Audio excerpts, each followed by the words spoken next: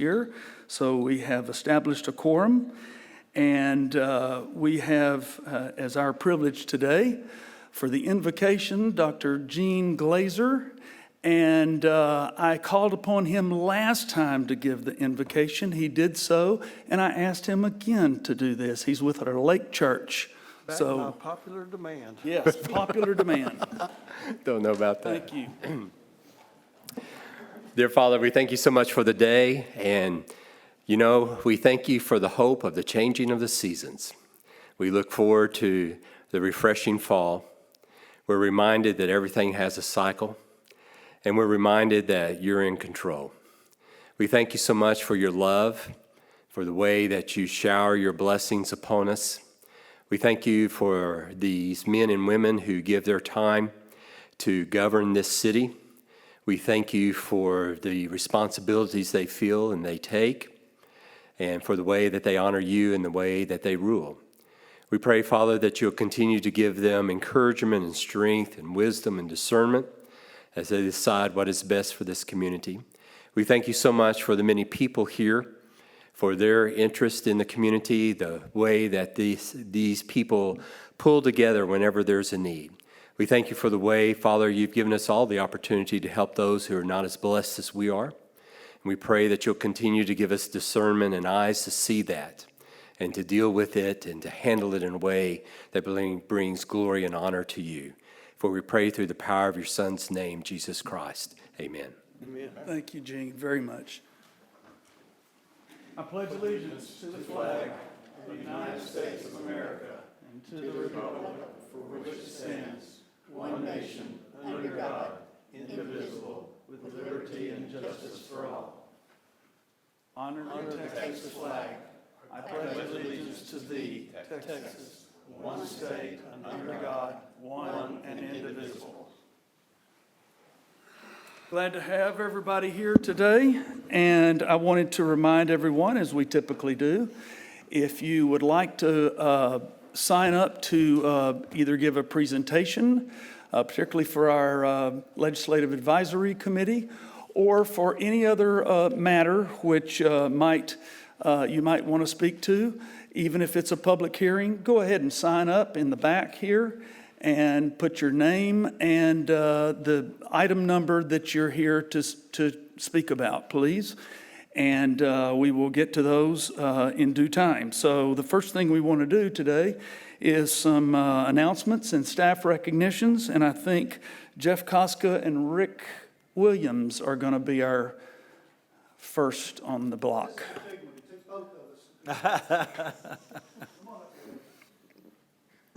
All right, if you just want to stand in the middle. Good afternoon, Mayor, Council, residents. Today we have a 5-year service award for Rachel Hearn, Director of HR. Rachel came to the city 5 years ago as the payroll administrator and was promoted to the Human Resources Director in June of 2022. Rachel holds a bachelor's degree in business administration management and has more than 15 years of management experience throughout her career. She also holds the SHRM SCP credential awarded by the Society of Human Resource Management, for senior level professionals in the field.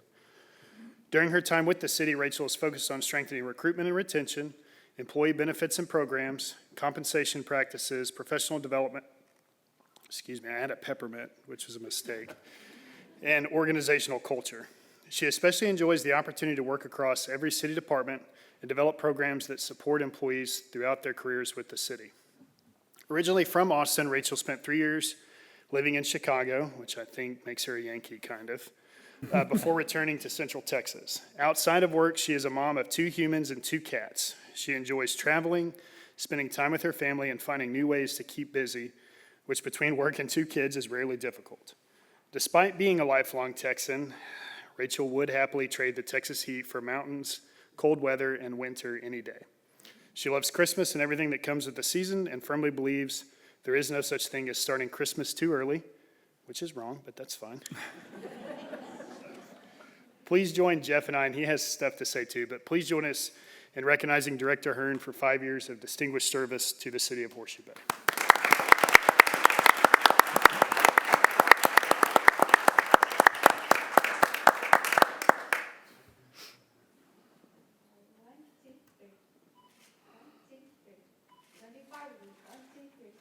I'd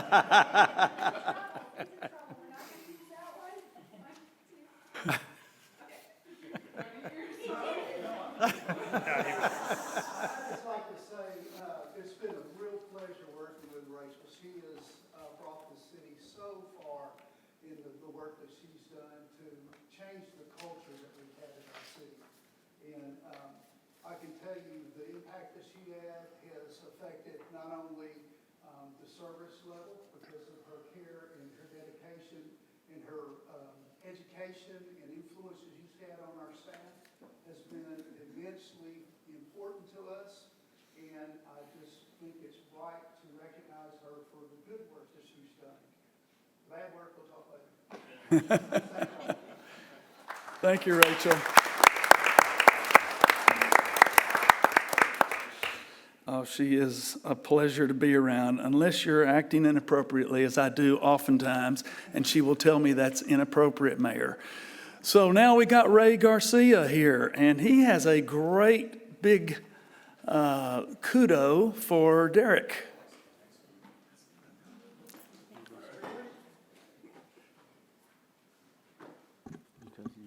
And a great big Derek, too.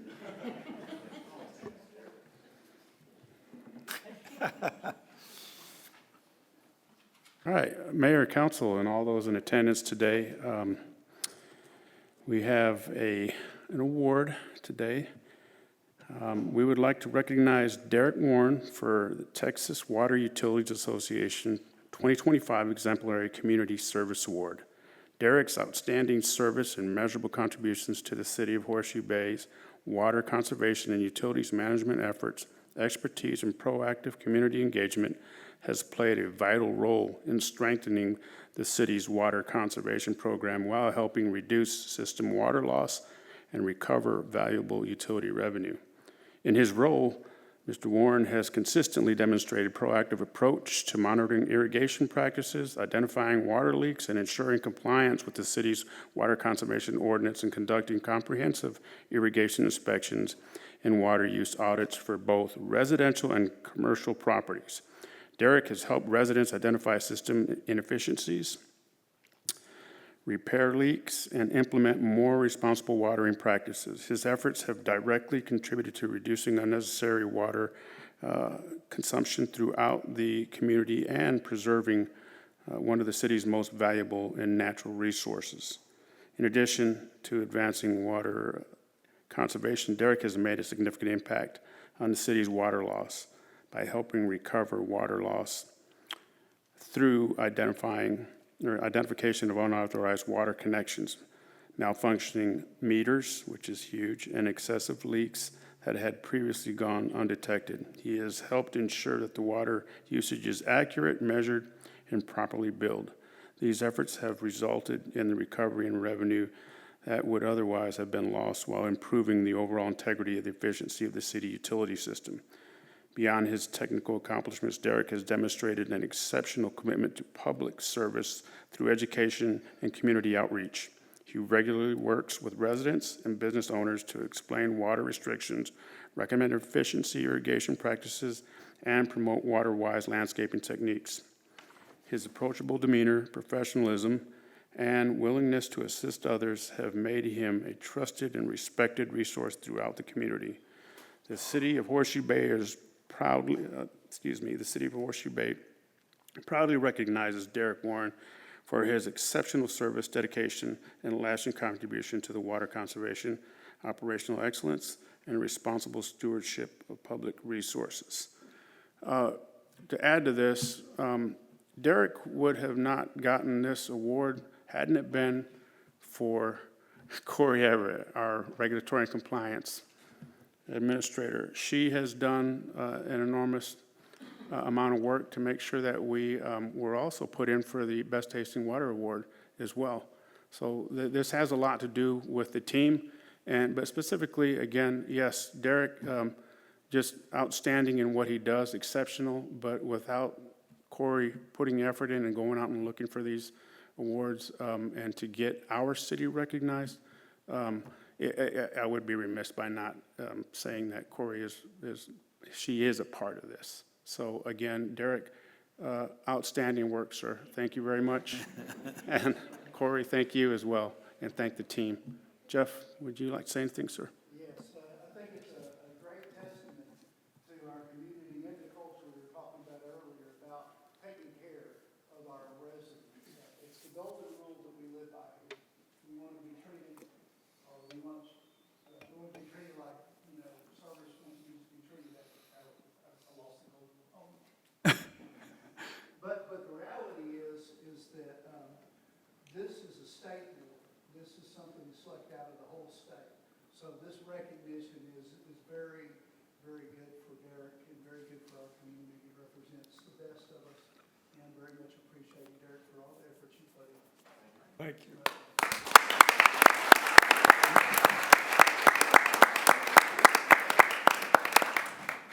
Jeff, while she's taking the pictures, I do want you to address the public about the water smell and the water clarity that we've been discussing. Yeah, as far as the water right now, I know we had a little bit of rain recently. We put a lot of water into the lake. With that flood that came, it picks up a lot of vegetation that's along the creeks that's been there since the drought. And last year we had a flood, this year we had nothing. And what it does, it picks up a lot of the dry organic material. There's a lot of big tea bags that goes in the lake. So we can treat state water to safe to drink. It's safe to drink. But the tint is really hard to get rid of. So we're working extra hard to get it done. Eventually, if you go out there with the collecting out the brown, the dark brown, but you can see clear through it. So it's clear water. It's just the stain of the water. And what usually happens is over the next several months, more water quickly and gets flushed down through the canyon and flush this water out and goes downstream and we get the clean water that comes out from the bottom of the canyon lake. But in the meantime, we've had some complaints. We did have some taste and odor things that were going on. Can y'all hear me? Yeah. Okay. You too. So we did, if we have taste issues or other issues, please contact the city. Because if this time of the year, the lines, the water's hot, we get the lines, and sometimes if it doesn't move at the end of the line, it kind of creeps sometimes over, so we like to flush that out. And one thing we will be doing pretty soon is something called a free burn. The free burn is going back from ammonia and chlorine mixed together to make a longer disinfectant in the distribution system. So we'll go back to free chlorine, which is does a better job of making sure it kills everything out, including any create odors. So we'll be doing that. We'll let everybody know in advance of that because it's about a 1-month process. And then we go through that and then we convert back after that. And that really kind of cleans the lines out completely with something that's a little bit stronger disinfectant. We'll spell a little bit of chlorine when we do the conversion and a little bit when we put it back, but most of the time it doesn't really last very long. So just want to let y'all know that. Thank you very much, Jeff. I thought I'd take that out of order since we're on water as we are right now. So thank you very much. Okay, we're going to move on to public comment. This is a part of our agenda where citizens can take up to 3 minutes to discuss anything that concerns the community that they would like to. If it's a matter that's already on our agenda, I'm probably going to wait until we get to that particular matter to call you up. But if you've signed up, don't think I haven't overlooked you. I'm just going to wait till we bring up that matter so that you can talk. These are matters that, again, the public has full access to give the council any understanding of any thing in the community that you think would be of interest to us. By law, we cannot respond to you, so we will sit here like we're bumps on the log, and we cannot say yay, nay, or whatever, but our staff may pipe in if they need to, or may contact you later to give you a little fill-in on what you've discussed. So wanted to let you know that. I'm going to call these in order of what has been signed up. The first thing I need to ask is, Robert Only, did you want to just give us a comment, or were you here for another matter? Well, I'm just questioning, has anybody, I know it's not your jurisdiction, but the opening down at Thunder Rock where they're coming out the side of the mountain, Yeah, I'll tell you what, we're going to require everyone, if you don't mind, to come up here so that we can have a full and final recording of our proceedings. We do that for state law as well. If you could state your address and your name. My name is Robert Olney, and my address is 607 Longshot in Horseshoe Bay. Anyway, my question is, the opening from Thunder Rock area, which is not your jurisdiction, it's part of another Marble Falls. Anyway, that traffic and all those houses, I don't know if any of you have been up there, but they're planning on building, I'd say 500 houses. I looked at the lot. In fact, I have a picture of it. I got it from the city of Marble Falls if you want to see it. And my question is, I was on that road about 2 months ago when they had an accident. And I stayed in line for like 40 minutes before finally just turning around and going. Has anybody, can you put pressure, or have you looked into talking to somebody about just widening that area and giving them a turn lane so the people can turn into their complex? And that's kind of what I'm getting at, because I know when they open that up, traffic is going to be really, really bad. And it's getting worse ever since I've been here. More and more traffic's on 2147. And I'm just wondering, has anybody looked into that, or do you have any poll, one way or the other, with the Texas Department of Transportation? Yeah, all I can say is that we really can't comment to that, but I do know that Texas Department of Transportation can comment to it. Yes, one thing I can do is, I know that development is the city of Marble Falls, and so I can get a hold of them and talk to them and say there's concern with the traffic there and if there's any issues with that. But as far as the long-term plan that we're looking at, in conjunction with the dam road that comes across Wirtz Dam, that the county's trying to get built. With that, we do have concern with 2147 as well. We're working with some U.S. and state senators and representatives to see if we can get some fund to make a road that will cut through and bypass 271. But we really understand the problem too, because we all back up there on the light and traffic, and we think there's no shoulders. So we're going to be pushing on tech stocks as well to try to widen the road and make it safer. Are you going to have an answer within a year or something, maybe? TxDOT doesn't work that fast, but we have put it. They had a public meeting, I think it was the week before last, and we did comment on that, and that the road needed to be widened, and that there was that the bypass road needed to go around. So it is part of the plan. CapCog is another group you can contact. I think they are taking comments as well. Okay. And we can give you a number if you just contact us later, and we'll give you that information. All right. Thanks, Mr. Olney, appreciate it. Bob Brooks, I didn't see what you were here to talk about. Which item were you here on? I'm here to talk about the increases each year in the taxes and everything else, the cost of things. Okay, that's not on our agenda, so that would be a public comment. So you may approach the podium, please, and state your name and your address.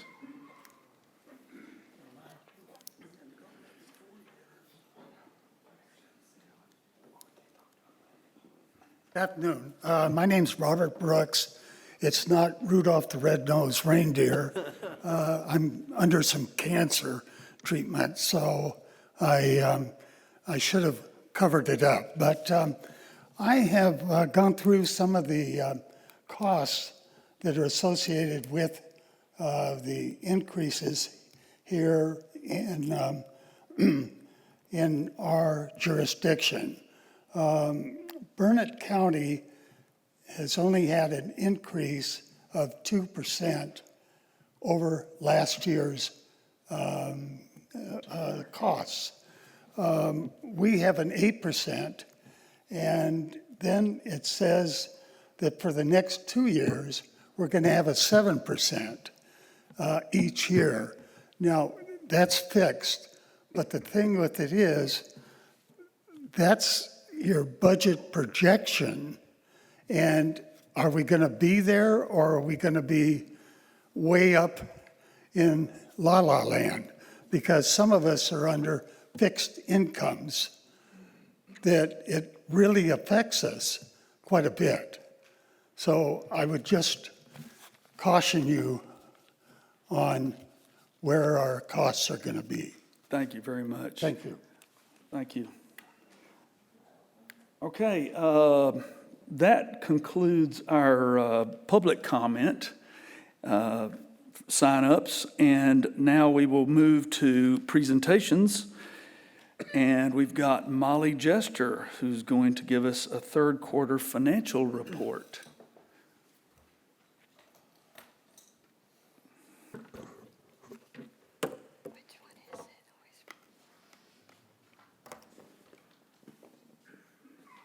All right, good afternoon, Mayor and Council. It's Molly Jester. If you turn to page 9 of your packet, I'll go over the financial statements for the first 9 months, which is 10/1 to 6/30. And 9 months divided by 12 months is 75%.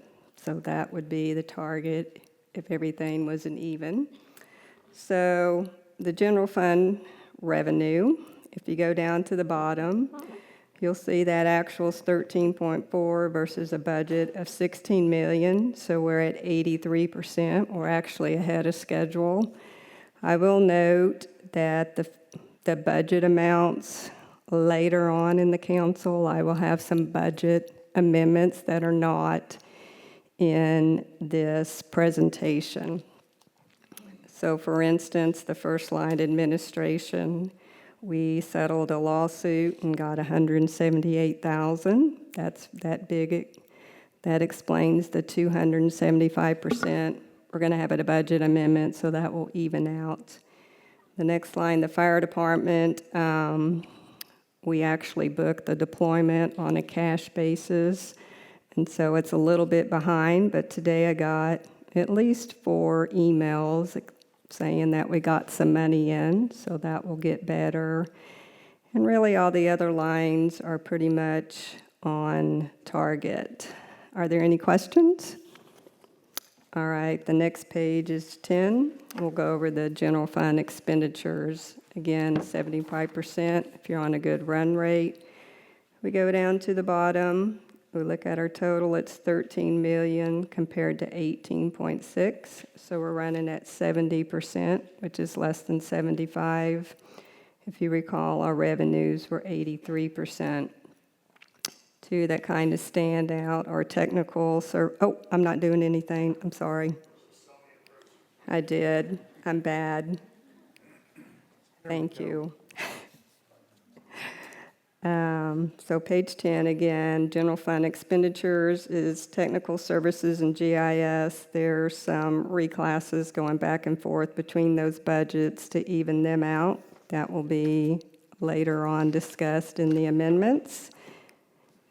The next page is the general fund capital expenditures. Go down to the total. 381,000 compared to 2.4 million, so we're running at 15%. If you look at the third line, we're very excited. Probably in a week or two, we'll get our new fire engine, which is $1.1 million. We've been budgeting for that, and there's a couple of other budget amendments that will happen. Also know that the last line is the shared use path, the Kimley Horn, the roundabouts, and what's not spent will be carried forward to the next year's budget. The utility fund revenue, again, we're looking at 75%. We go down to the total, it's close to 12 million versus 15 million budget. So we're running at 78%. And we're doing above our target. That doesn't include a budget amendment for water. So we're actually doing very well due to the hot weather and the dry climate. The next page is the utility fund expenditures. We go down to the total, it's 9.45 million compared to 13.9. and that is 68%, so we are below the 75%, and if you recall, our revenue was at 78%. One of the lower ones near the bottom is debt service. We pay that twice a year, and we paid that in August. The next page is the utility fund capital expenditures. Go down to the total. It's 2.4 million compared to 6, so we're running about 39%. The items on top are routine capital, so those are running well. We have a couple of items that are at 0, means they haven't been started, and we will carry forward those to the following year. If they're at 100% or very high, that means they're close to being, the project being finished. The next page is capital fund, our revenue on that.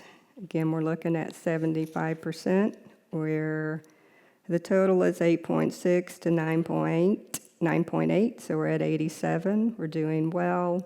We got our bond issued a couple of months ago, so we will true up for that and a budget amendment. And we actually had savings from the general fund to this to pay for this building. Those are the transfers coming in, so we'll have budget amendments for that, so keep that in mind. And then page 16 is our capital fund expenditures. This is, you look down at the bottom, we're at 7.7 compared to 14, and we're at 53%. This is where we show this building, the city center, the fire station we just built, the streets, the seal coating, the old city hall, a lot of projects. You will see some of them are low, some of them are high. We will have budget amendments now that this building is done, and the fire station, and anything that is a project that is ongoing will be carried forward to next year. Are there any questions? I would like to walk back something that I said. And Mr. Brooks, I didn't know what you were here to talk about, but your topic did kind of dovetail a little bit to our expenditures. I didn't want to cut you off. If you had additional that you would like to add to this, I'll be glad to open it back up to you. You've heard my voice. Okay. I just want to make sure you feel like you've had an adequate opportunity. Thank you, and I'm sorry. I didn't realize that. Okay, any questions for Molly? Thank you, Mark. Okay, Molly, appreciate you. We've been listening to Molly most of the day, to tell you the truth. We've had a budget workshop since 9 o'clock this morning. Okay, so now we're going to move to second half of our presentations, and this is one I've been waiting to hear from. These are the last of our presentations by our applicants to the Legislative Advisory Committee. We heard from, I believe it was 4 last month, and this month we have some more, and I'm excited to hear from them. I will tell you this, the way that this is going to work is that we have 7 that will populate this committee, and it's an extremely important committee because we're going to deal with some really heavy stuff that's going to be narrowed down to cities like Horseshoe Bay. And we want to make sure that we are represented at the Capitol as these matters are brought up and that we have a voice there. And so this committee will be our voice, and they will report back to us. So it's an extremely important committee. And we will be, the council will be balloting and counting their selections towards the end of this hearing today, this council meeting. We will do that towards the end. If you want to give your presentation and then leave, I totally get that. But we wanted to let you have an opportunity to present your application early on so that if you wanted to leave, that was absolutely fine. I want to say one other thing. We have grouped these into 3 groups, and the 3 groups are exceptional, superior, and extraordinary. Every one of you who applied for this is in one of those 3 groups. That makes our job extremely hard to fulfill, but extremely fulfilling as well. So I want to thank you all for applying. If you're not the final 7 selected, it doesn't mean you didn't fit the bill. It means that we want to try to dovetail everyone so that we have a fair representation of education, experience, and training on this group that's going to be representing the city. So without going on any more about that, I want to take these in order, and I think our first one is going to be Brenda Burdick. Ms. Burdick. Good afternoon, Mayor Jones and council members. My name is Brenda Burdick. I live at 1206 Sunray. We came to Horseshoe Bay, my husband and I, 8 years ago this month. And no sooner did we get here that we knew we wanted to be fully engaged, and we immediately signed up for and graduated in less than a year from when we moved here from the Citizens Academy. So that set a groundwork for us, and we've loved it. We've loved being here full time.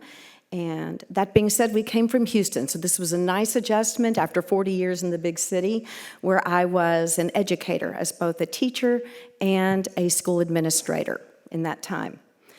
Once we were here and got settled, I decided I wanted to pursue an interest that had kind of been pushed to the side, and I got my real estate license. So for the last 6 years, I have been working with Horseshoe Bay One Realty, and I love it. I am also on the board of directors for the Highland Lakes Association of Realtors. The biggest and most fun part of that for me, as far as at the association, is that I serve on and have been the chair for the TREPAC committee. TREPAC stands for the Texas Realtors Political Action Committee.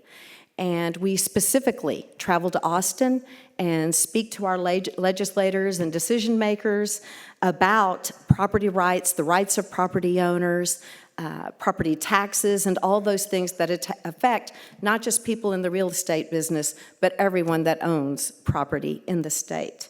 I've enjoyed that piece of it, and I also see that this activity could kind of transition well into doing something to represent the city as well. If I look familiar, it's probably because I already attend 9 or 10 city council meetings every year just to stay engaged, interested, for my own benefit and for the benefit of my clients. So I know what's coming down the pipe, what changes are coming. Being a part of the Horseshoe Bay Legislative Advisory Committee would be an extension of the political process that I'm already engaging in, and I would consider it both an honor and a means of fulfilling my civic duty. Thank you. Thank you so much. Anybody have any questions for Ms. Burdick? I have one. Oh, yes. What is the most frustrating thing that you have experienced while being in Austin, working with the legislators? Sometimes it's their schedules. We get there and we think we have an appointment, and if there's voting, well, you're nodding, they're out, and we end up sitting with their assistant for a while and waiting until Ellen Troxclair or whoever else can get back to the office, and sometimes you end up seeing them and sometimes you don't. So that can be frustrating. We have been there last session. Yes. That's they're in and out of their office is the toughest thing. Thank you so much. Anybody else? We appreciate you coming. Thank you. Okay. So now we're going to go to Bob White.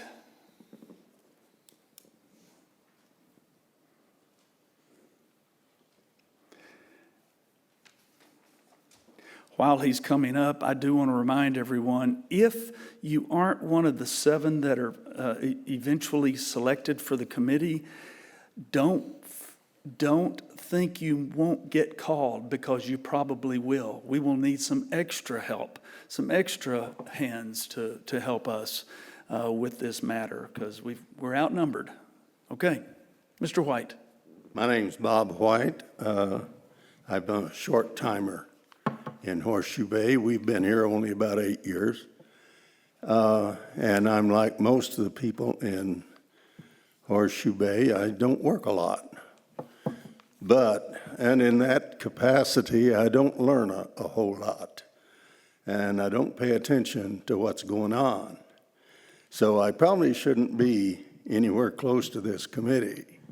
But what I would like to say, I'm an architect. I spent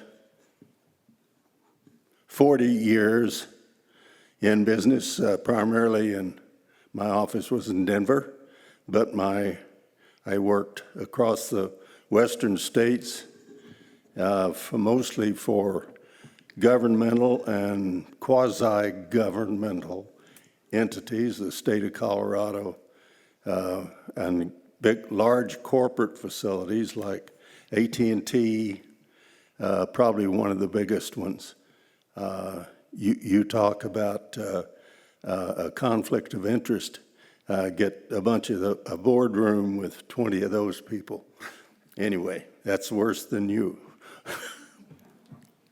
But anyway, I have learned one thing is I'm not very smart.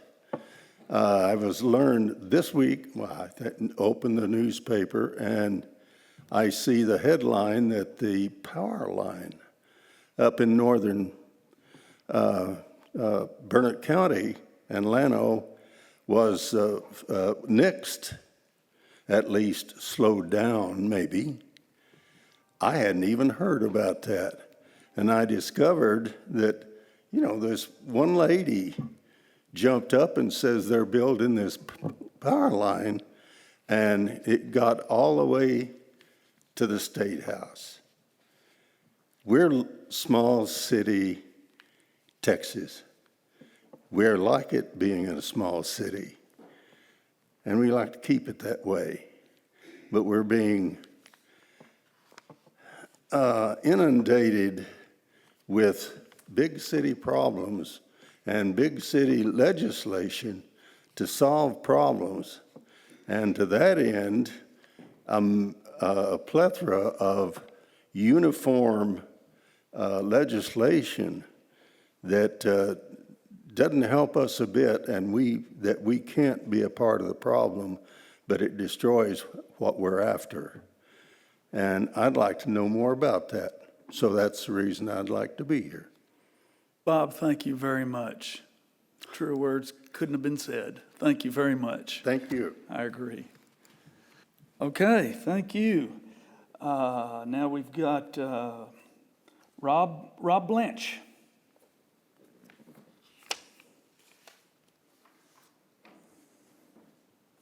Hi, everyone. I'm Rob Blanche. I live at 319 Azalea Court, nearby Golden Bear Reserve, right here in Summit Rock.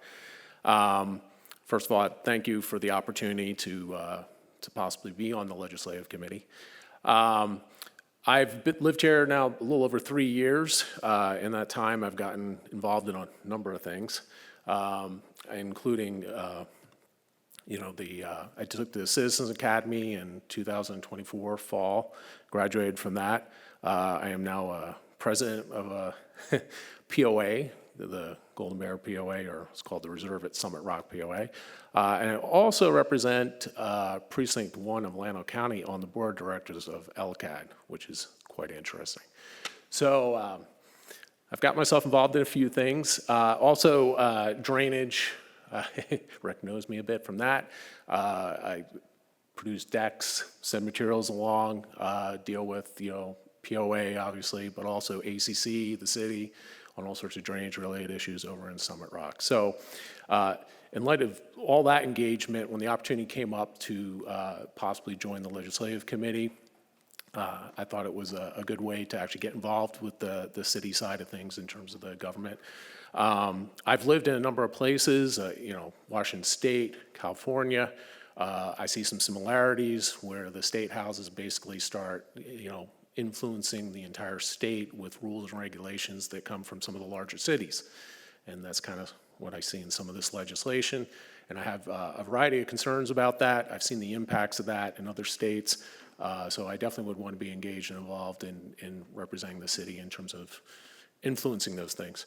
I did do a bunch of analysis, I'm not going to go through it, but of the things that were in the legislative packet. A couple things, I don't know, I have questions about, like the ETJ roadway impact fee things. As far as I know, from my research, it tracks back to 87 and legislation that was introduced then. So I'm not exactly sure if the new legislation really prohibits anything that wasn't already prohibited. But I'm very good at analyzing and processing data very quickly. And it comes from my professional background. For those of you who don't know, I was basically a technology executive. I spent a long time at Microsoft, and that's provided me a bunch of skills which allow me to quickly understand things and present things effectively. In closing, I definitely would appreciate being on the legislative committee, and thank you for allowing me the opportunity. Any questions? Thank you, Rob. Any questions for Mr. Blanch? Great, thank you very much. See, those three categories that you're all in, this is it. Okay, we've got Ann Whittington.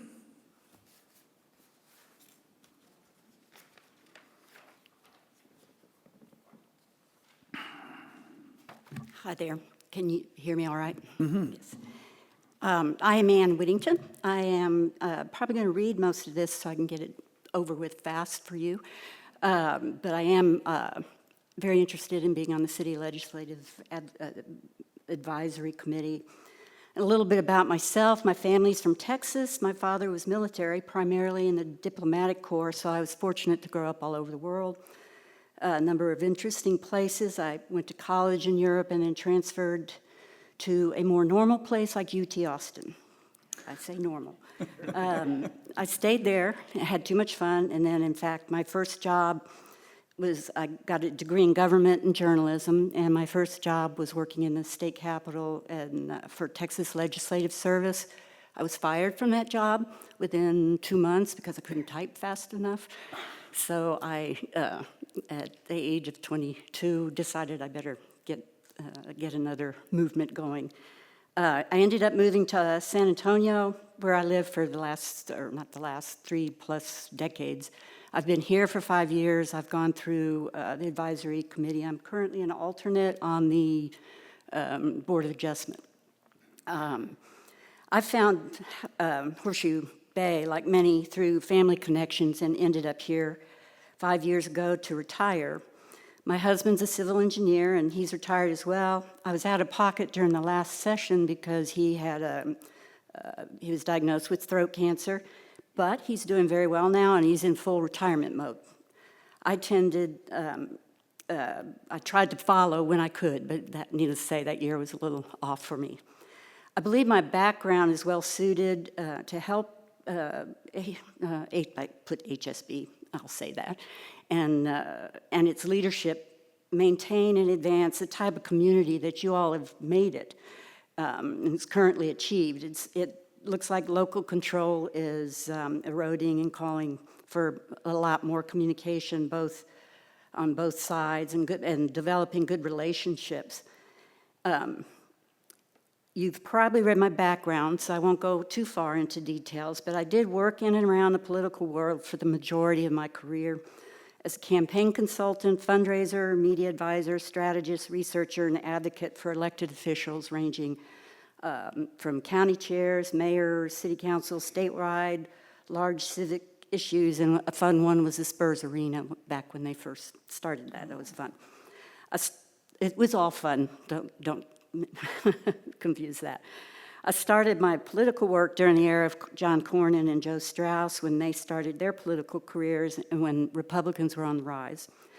Over the years, I worked in less partisan races, city, county, school bond elections, and I've even slipped in a few Democrats in there. I served as president of Bexar County Republican Women for a number of years ago, I will say. Of the many things I learned in the business, of utmost importance was to communicate issues clearly and understand the lay of the land, which is not easy to do in the political world. You develop good relationships and engage and interest citizens enough for them to act positively when they possibly can. In spite of the nature of partisan politics, I've developed and maintained a good relationship with a number of those engaged in the legislative process over the years, on both sides of the aisle. However, I must admit I haven't been engaged in the last 5 years, so some of the newbies are new to me. And We're going to ask if you can to wrap it up so that everybody can get a chance here. that's one of the things It's I very just wanted interesting, to though. say. No, that's fine. I worked for the last 15 years with the Council of Engineering Companies. We worked closely with the legislative session and legislators then. And one of the things I learned is when to close your mouth and leave, and that's right now. So thank you. And thank you very, very much. We appreciate it. Thank you. Lee Larkin, can you tell us your address and your name as you approach, or when you've approached? Yes, sir. You know what the drill is. Good afternoon. I am Lee Larkin. I live at 208 Long Mountain. Becky and I bought our house in Horseshoe Bay back in October of 21. We moved here permanently in June of 22. I've been an attorney for 45 years, practicing exclusively in commercial complex litigation. I've advocated for clients all my life, so advocating for Horseshoe Bay just falls right in line with what I've done all of my life. One of the first things I did after moving here was go to the Citizens Academy, graduated in fall 2022. Thereafter, I was privileged to serve on the Transportation Advisory Committee committee. As you know, the transportation plan was adopted by the city and is currently being implemented. The members of the committee, and as you've indicated, all of these individuals who've come up here and the ones that I know have already come, are all very well qualified for this position. It would be an honor to serve on it. I would enjoy it. I would think that all of the members of the committee would help you guys solve the challenges that are being cast upon the city by the legislature. Horseshoe Bay, as we all know, it's a special place. It deserves a special place. It deserves special recognition, special place in front of the legislature. As I was thinking about all of this, what we're going on, it occurred to me that kind of what the mantra for the Legislative Advisory Committee should be a short version of the Hippocratic Oath. First, do no harm, legislature. Do no harm. So having said that, appreciate the opportunity to visit with you, and if anybody has any questions, happy to answer. Any questions for Mr. Larkin? I had a quick question. Yes, sir.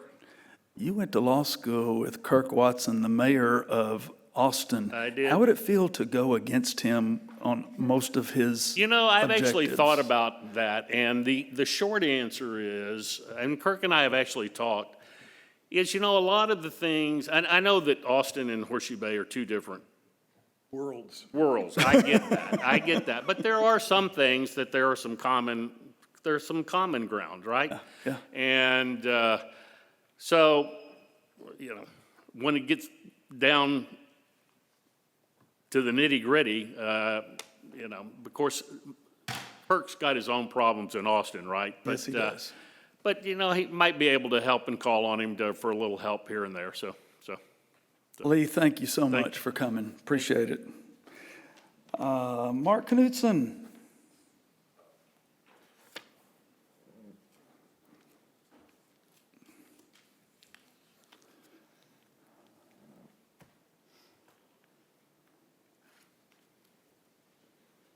Mayor and council members, thank you. My name is Mark Knudsen. I live at 200 the Trails Parkway. And, I think it was a moment of weakness when I applied. And, after hearing everybody else, you're going to be in good hands, let me tell you. I'm an engineer by degree. I've worked at large corporations and been a small business owner as well. We retired here and bought our first home in 2013. 13 and have lived here permanently since 18. I've been involved with the city on a couple different occasions. Like many of the others, I went through the Citizens Academy, the longest Citizens Academy ever, in 2020 because of COVID. I think it was like 9 months. Then I served on the Land Use and Development Advisory Committee that helped guide the city plan for the future. And during the last legislative session, I was part of a contingent that went down there and visited with. And you're exactly right. Trying to get a meeting with them is the hardest thing to do. My involvement in the community, I was sitting back there thinking that I must like animals more because I volunteer at the barn out at the Phoenix Center for the equine therapy. I'm involved with Fireplug Freeway and 365 Pet Connection. Other things that I do here are that I'm an ambassador for the club, and I regularly attend the Business Alliance. Along with all that, you will see me on a golf course. I tend not to use the word golfer. That's just something that doesn't fit real well for me. But as I said, this city is very important, and I feel honored to be here at this opportunity. But I'll tell you, there's probably a fourth category that I fit into that's kind of lower than those others, and I would be perfectly happy to be the first one out. Thank you. Any questions? Mark, thank you very much. Any questions for Mark? We appreciate you. Thank you. Certainly do. Okay, Mike Saba?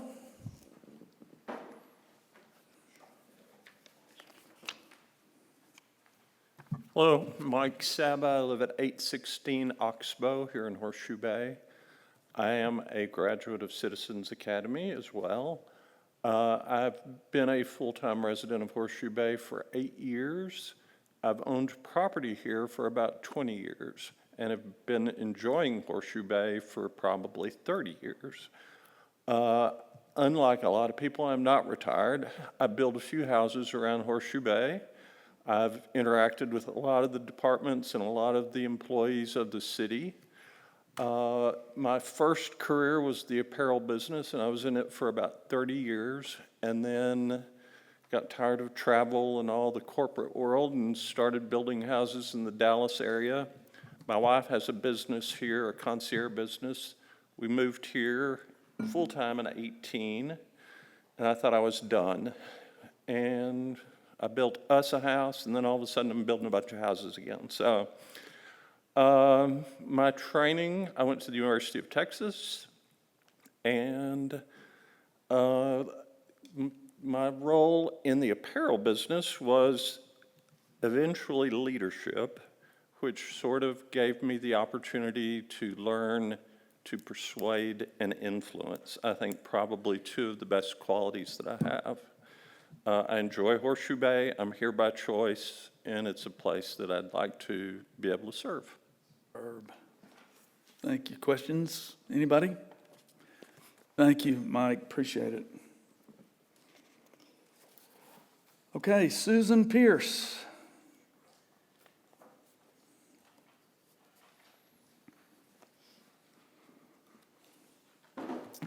Mayor and Council, I'm Susan Pierce. 98 Island Drive is our address, Unit 11. Thank you for the opportunity to apply for this committee. I've been on a banker in this market, when I say this market, Marble Falls and Horseshoe Bay, for over 40 years. I've seen tremendous growth. I've seen cycles when we've been up and down. I've also had the opportunity to serve on the leadership board of directors for IBAT, which is the Independent Bankers Association of Texas. And part of what we do is go visit in Washington, D.C. and in Austin our legislators to advance community banking goals. So I don't see this as a whole lot different than that. As Brenda said, one of the challenges is getting into the offices. I think one of the key things that this city has to have is a point person that has the connection with the legislatures so we can get into their offices and have their ear and have their attention and plan that with people who have connections. That's the biggest deal that I see. A lot of the people that have those connections are people that donate to those politicians. So everybody should vet that out first to know where you're going and who has the ear with those individuals. I did take a little bit of time to look at Governor Abbott's tax empowerment plan. There's 5 keynotes that he has in there. Local spending limits, I think that's the biggest category that we would probably be focused on, because it sounds, as much as the state tried to doge their budget, I think that's what they're trying to push down to the local level. So we need to work and understand exactly what all that's going to entail.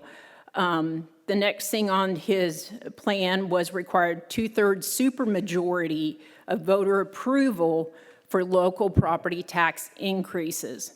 So that's one other issue. Voter rollback.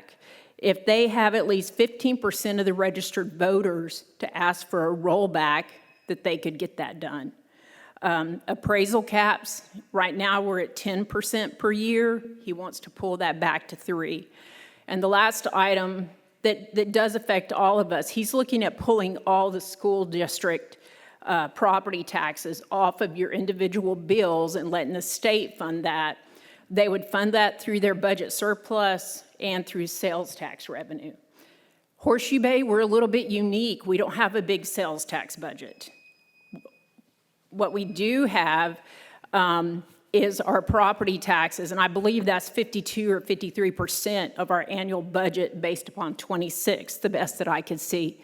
So I think there's a lot of things that the council needs to think about, who are the right people that have connections with the right politicians and know what our goals are and make sure the communication is key. I appreciate that very much. Okay. Right in line with what we're interested in. Howard Ruff.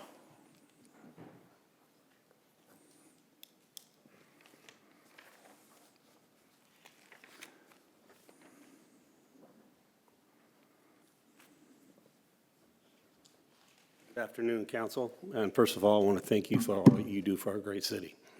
I live at 218 Buffalo Peak, otherwise known as the 8th hole on Apple. My wife and I have lived here 3 years. We've been married 35. We've been in the oil and gas industry the entire time. So I'm about 45 years worth of oil and gas experience. Started in the field with a company called Schlumberger. You may not have heard of them, kind of a global leader in technology. Spent 30 years there and then went off and created my own Schlumberger, and we developed a company that does fracking. So I'm an evil fracker. Did that with a big company, and we grew that to 450 people. We sold that, and here I am. My background is all over the place. With Schlumberger, you don't specialize in anything. You learn a lot of lots. You start in the field. You work in the field in well construction, development, safety, operations management. Leave that, and I went to personnel. From personnel to HR recruiting, recruited 1,500 people a year across the U.S. and South America. And again, in my career, my wife and I have moved 15 times across the U.S. in different places. Learned a lot. We're also dual citizens of Mexico. We were residents of Puerto Vallarta for many years, and we go back and forth there. Love the place. I'm not certain where I really fit in the mold because I have a little bit of experience in everything, but I'm interested in helping out. I have no axe to grind, no things I want to get done, but I do believe that at the head of that, transportation is most important, especially for those of you who've lived in Houston or Dallas or Denver like I have. You realize that the traffic is terrible because they never plan for the future, right? They plan for today and then they build on the second leg and you're waiting again the next year for the next lane. So I have a little passion around building and developing. I love this place. It's a blessed place to live. We have great leadership in our church, and our founding father is here, and I like this place, and I want it to be able to grow adequately to fit the society. Most of all, around that, I would say it's about safety. These roads are getting very dangerous, as the gentleman spoke earlier. And so I think transportation is one of the most important parts of that. And any Great. questions? Oh, did I cut you off? No, sir, I'm done. Oh, great. Any questions for Mr. Ruff? Okay. All right. Howard, thank you for coming in. You bet. Thank you. And thank all of you all for coming in and giving us a really difficult decision to make. Did I? Are you on the, okay. Christy Lofton is here, I'm sorry. You weren't on the list, I'm sorry. Christy Lofton, give us your address. Okay. Well, thank you all so much for giving me this opportunity to speak with you. My name is Christy Lofton. I live at 827 Creek Lane in Pecan Creek, and I've been a full-time resident of Horseshoe Bay for 11 years. Over those years, this community has become much more than simply the place where I live. It is my home, and I care deeply about its future. That's really the reason that I'm applied for this.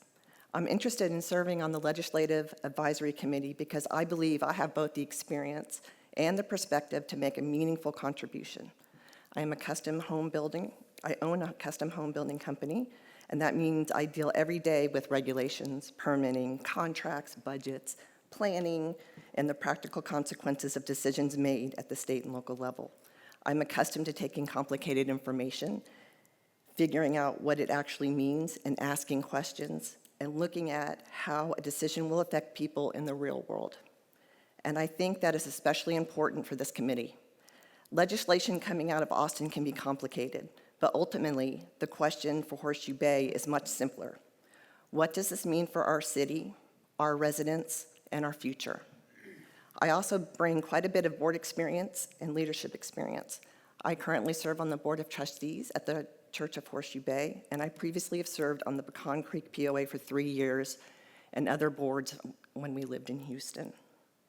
Those experiences taught me how to work with people who may not always agree, how to listen, taught me how to listen, how to manage responsibilities carefully, and how to keep the interest of the organization ahead of my own. I also participated in the Horseshoe Bay Citizens Academy in spring of 2025, which gave me an even greater appreciation for everything involved in operating our city. It reinforced for me how important thoughtful, informed citizens are to good local government. There is one principle that has guided me in every leadership position I've held, and it's very simple. It's not about me. If I were to serve on this committee, I'm not there to promote my own interest or personal opinions. I'm there to listen, do the homework, consider different perspectives, and continually ask what is best for Horseshoe Bay. I believe I bring a practical business perspective, financial and board experience, common sense, and a genuine willingness to work. I'm comfortable digging into complicated issues, but I'm equally comfortable in saying, I don't know. Let me learn more before I give you an opinion. More importantly, I love this community. I want Horseshoe Bay to continue to be an exceptional place to live, not just today, but for the people who will call it home years from now. I would consider it an honor to serve the city in this capacity, and if appointed, I can promise that I will come prepared, listen carefully, and ask thoughtful questions, and always try to put the best interest of Horseshoe Bay and its residents first. Thank you for your consideration. Thank you so much. Any other questions?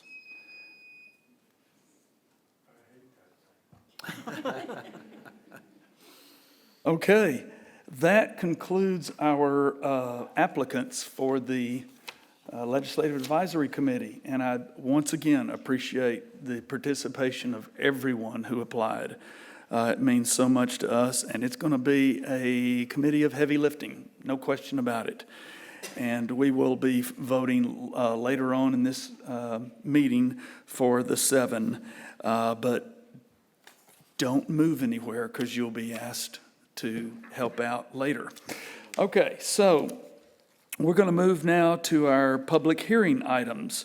And the first thing we have is a public hearing on the adoption of the proposed fiscal year 2026-27 budget. Molly Jester is going to be up again. Good afternoon, Mayor and Council again. The Local Government Code 102.006A states that the governing body, Got to open the hearing. Oh, I'm sorry. I'm opening this public hearing at 4:05. Thank you, Mr. Williams. all right, there's a code that states that the governing body of a municipality shall hold a public hearing on the proposed budget.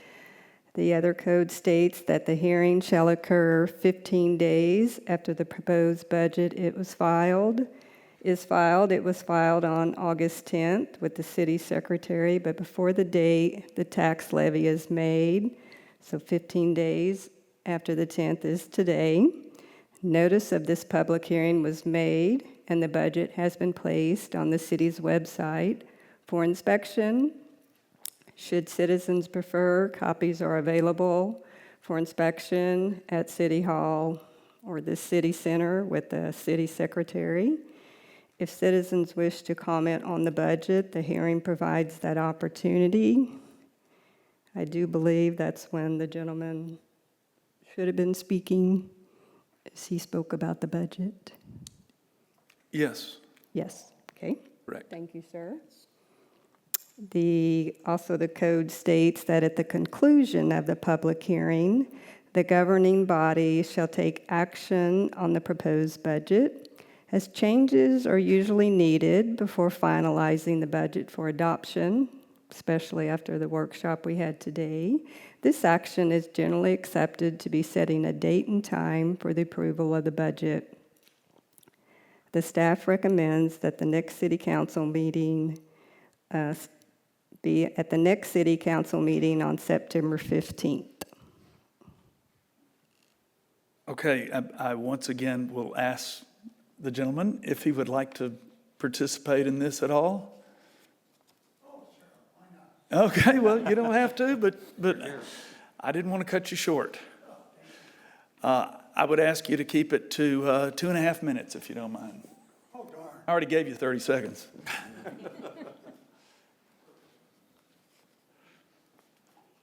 Mayor, Council, I'm Robert Brooks. I live at 216 Ski Court. I'm sorry, that's the other. I live in 316 Grove Court. I have to think. You got me a little flustered here. I wanted to emphasize that there are some people who live in Horseshoe Bay who are welcomed to the community. And what has happened is that 3 to 5 year period, we've seen the costs at this level. Now they're at 2027 at this level. And I'm worried because of the fact I came from, God forbid, I came from Westlake Cove in Austin, and I saw what happened there. The taxes and everybody needs to be paid correctly. There's no question about that. But I just want to make certain that we just don't go wild and just increase. The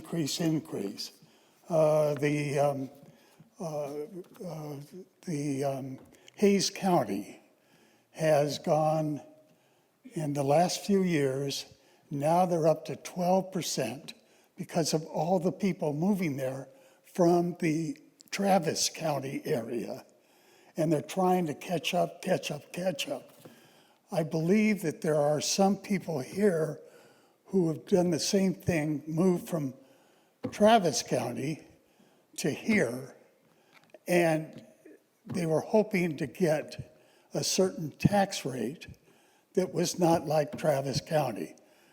I noticed that we're not feeding the people that are on the streets, and we're not having a tremendous sway that way in the budget, which is great. But if you could all just take it easy on some of us, okay? Very much. Thank you, sir. Appreciate it. Something we're struggling with, no question about it. We've had most of the day spent at discussing cost of goods and services that are hitting us as alike, and then the resulting decrease in revenue. And so we're having to figure out stuff as well here, because we want to keep the level of services that we have, but it's sometimes difficult to do that with limited dollars. And those are decisions that are very difficult for us to make, and we're still making them right now. So, Molly, have we concluded your presentation? Yes, sir. Do we have any questions for Molly? And would anyone like to make a motion? I don't think we have any more questions. We've asked those for about 3 hours today. You need to close the No, meeting. you need to ask if there's anybody else that wants to. Oh. Okay. Was there anybody else who would like to speak to this, who didn't sign up? Okay. I assume by your silence, there is no one else who would like to speak. All right. I want you to close. I'll close the hearing at 4:11. Do we want to discuss this? Let's have a motion first. I move the adoption of the proposed budget to be postponed until the next city council meeting set for September 15th, 2026. Motion by Mayor Pro Tem Morgan. Do we have a second? Second. Second by Mr. Fetchner. Discussion among the council? And again, by state law, we have to wait until September to vote on this. All in favor? Aye. All against? The ayes have it. Thank you, Molly. Appreciate it. We're going to move now to public hearing continuation. We will not need to open that. From our last city council meeting, we're going to discuss, consider, and take possible action on ordinance 2026-08-016 regarding zoning change number 2026-05. We discussed this fairly in depth at our last meeting, so I don't want to go over all of those things, but certainly we'll have a few additional items that people would like to add in on this, and I believe the applicant is here to present as well. So, John Byram, what you got?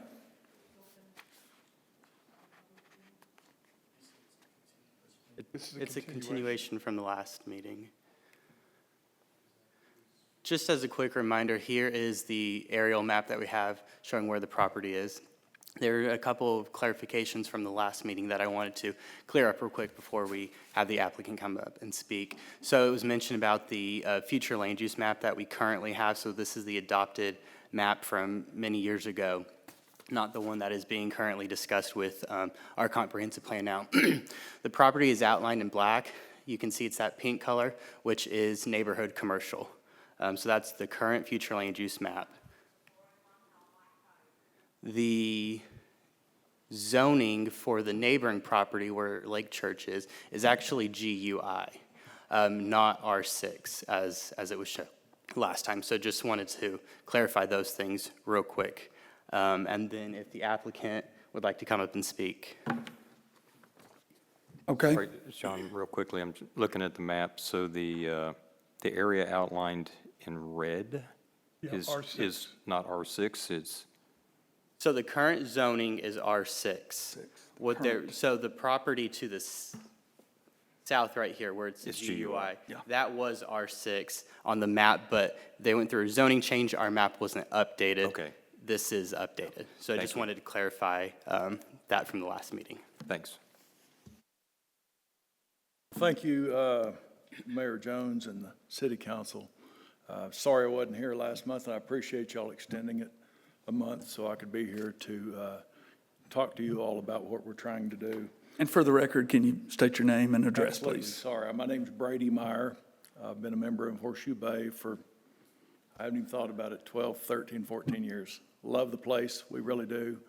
In 2024, we joined church, Lake Church, and I met Gene, and Gene started talking about we needed a place to put a church.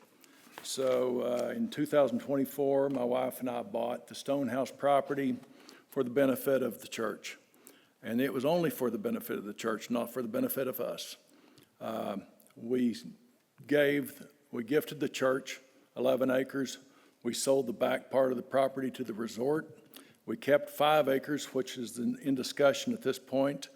And whenever we started building the church, we realized, hey, we needed more funding. So I started talking about selling the property for the benefit of the church. And we realized really quick that we needed to get it rezoned to get a full maximum value for the property. The city required us to do traffic studies, all sorts of stuff, and they wanted us to tie the 2 properties, the one that says C2, which is Ted Burgett's, and the R6, which is mine, together from the highway access or wherever it's going to be accessed from. I realized immediately that the easiest thing to happen is one person own the 2 properties. My intent was to sell the property anyway for the benefit of the church. And so I approached a person that is involved in the C2 property, the commercial, and it's currently under contract and set to close this Monday, as long as the rezoning is approved. So I'd ask the city council members to please pass or vote for this, for our rezoning application. I think it makes sense where you've already got somebody in the corner that's going to do something. They're already going to be, it's already commercial. So we're just trying to tie all that and make one property out of that. Thank you. Do you have any questions? Do we have some questions for Mr. Meyer? So you're closing on Ted's property Monday? I am not buying Ted's. Ted, it's actually another gentleman that's tied in with him, is purchasing the property, the 5.03 acres that we have. And educate me a little bit about the fact that C2 then would be more valuable and bring in a bigger price than a R6. Is that right? I want to, in my opinion, yes. Just because the neighboring people, what happened whenever we started doing the traffic studies and y'all started, the city required us to have access throughout our property to the Ted Burgett's property. In my opinion, the easiest thing to do would be to make that one property. And it just made more sense to me to do that than for myself to go build an apartment complex there. Then he goes over and builds an office building. So that was my thoughts. Okay, I get that. And then, as I understand it, John, correct me if I'm wrong, what's before us today is simply a zoning change. It's not the use of the property, the construction on the property, the access, the egress, the ingress, the drainage, the retention pond. None of that is before us, correct? That's correct. Yeah, Go ahead. You're correct, Mayor. Okay. We're going from R6 back to C2. Correct. And it was originally C2 to start with.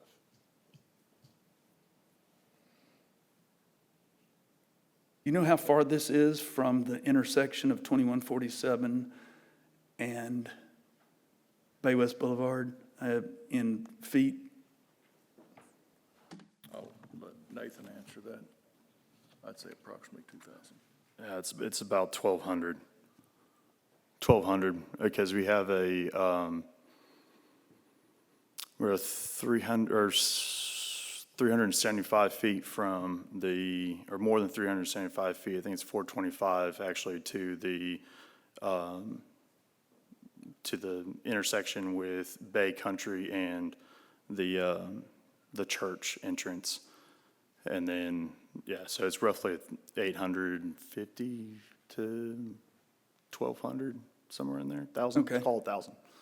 But we did take into account the roundabout for between, at Bay West and 2147. I worked with Sam Lundquist with Kimley Horn and Associates, and we went over what they're planning there for the roundabout, for the left turn lane that's going into our property. We took that.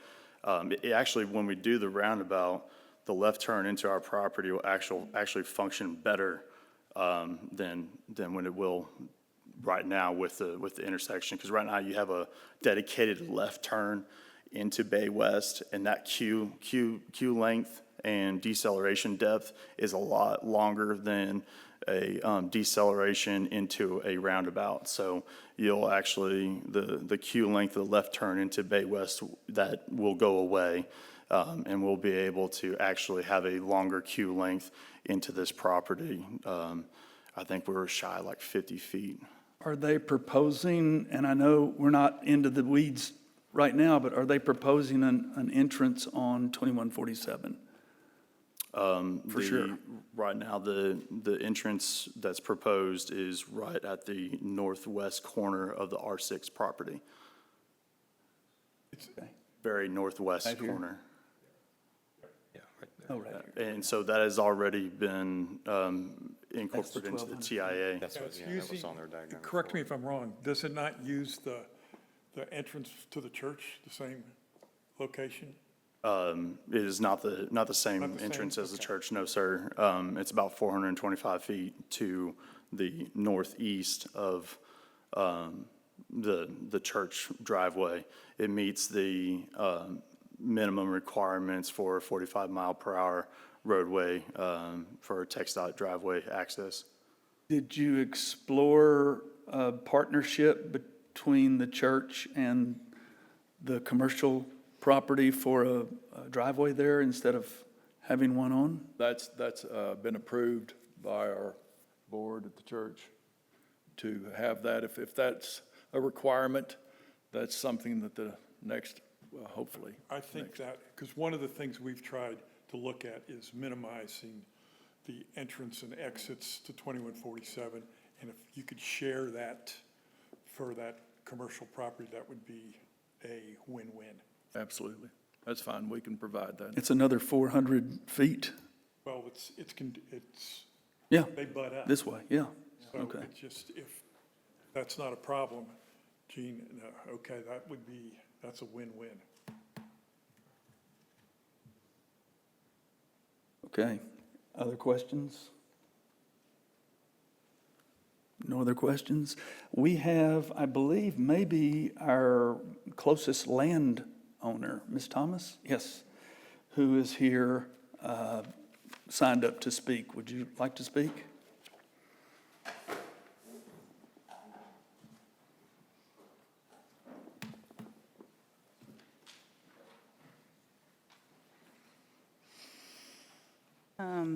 My name is Donna Thomas, and I live at 213 Mitchell Creek. I'm the lot that is adjacent to the proposed parcel that's being changed. Can we get a close-up on that? Where's John? You're in the R4. Are you in the one next to the R1? Correct. To the left of it? Okay. To the left of it. To the left of it. And I'd like to point out, I'm glad you brought that up. There you go. Right, a little lower. A little lower, there, that one. Right That one. there, okay. That one, right. And right there where the current R6 property, that point right there by my lot, that is a underground spring. That's where Pecan Creek is fed underground, right? And there's two things I want to talk about today is I used to own a house on the Frio River in Concan, Texas, and there was no one there that protected that beautiful river that fed Garner State Park, one of the #1 most visited state parks in the state of Texas. And I lived there for 20 years, or I had a home there for 20 years. And over time, a lot of property was developed there, a lot of pools. And now the water, you used to could tube the water like the San Marcos River. And now there's no water in that river, right? And I fear that if we don't, we've got the church, we've got the other planned development right next to the nursing home. And then if this is commercial and the other one's commercial, we need to start thinking about Pecan Creek, right? Because it feeds into the Lake Marble Falls, which is our water supply, right?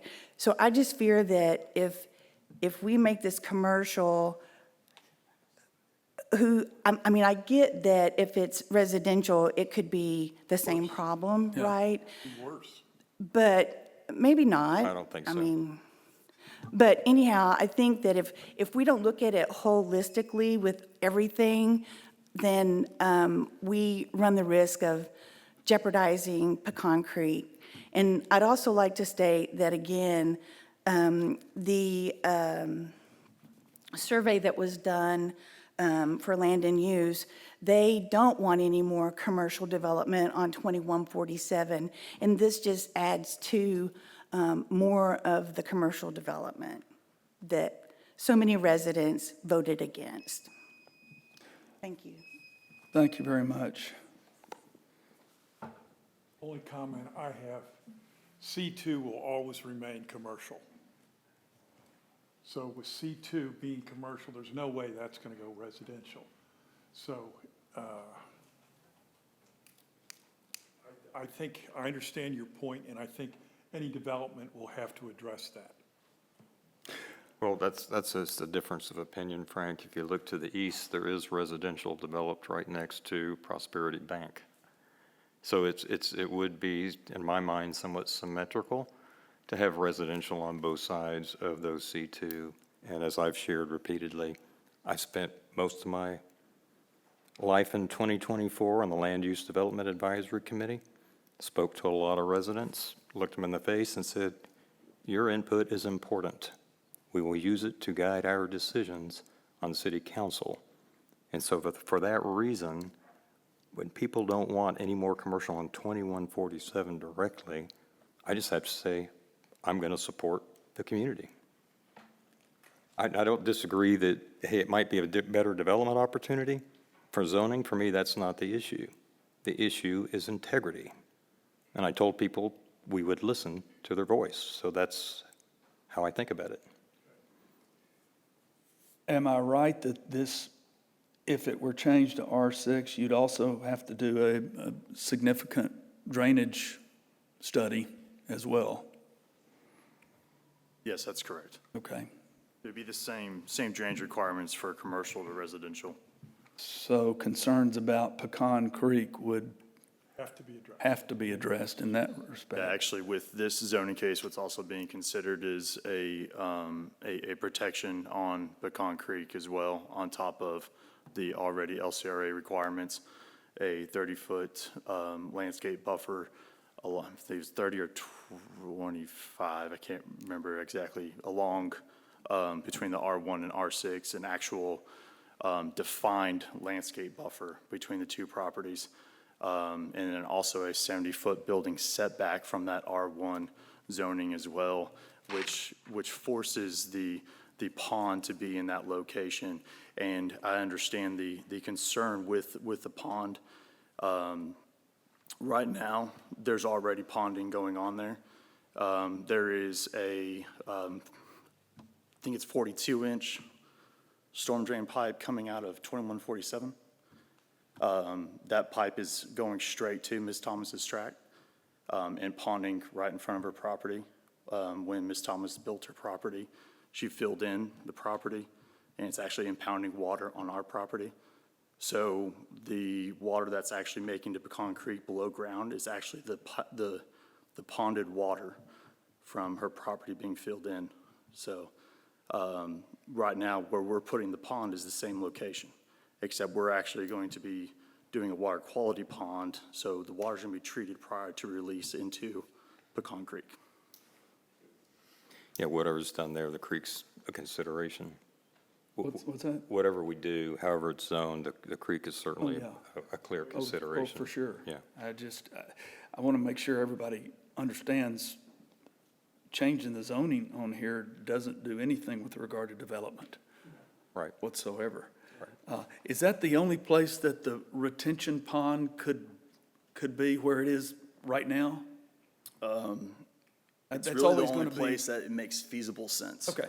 And by putting in that 70-foot building setback line from the R1, it's going to force it to, nobody will want to put anything else but a pond there. So that's kind of what, when we negotiate, or talking to Sienna Creek POA about this, that was something that I came up with in order to make sure that any development in the future, this is the only place that makes sense for a pond.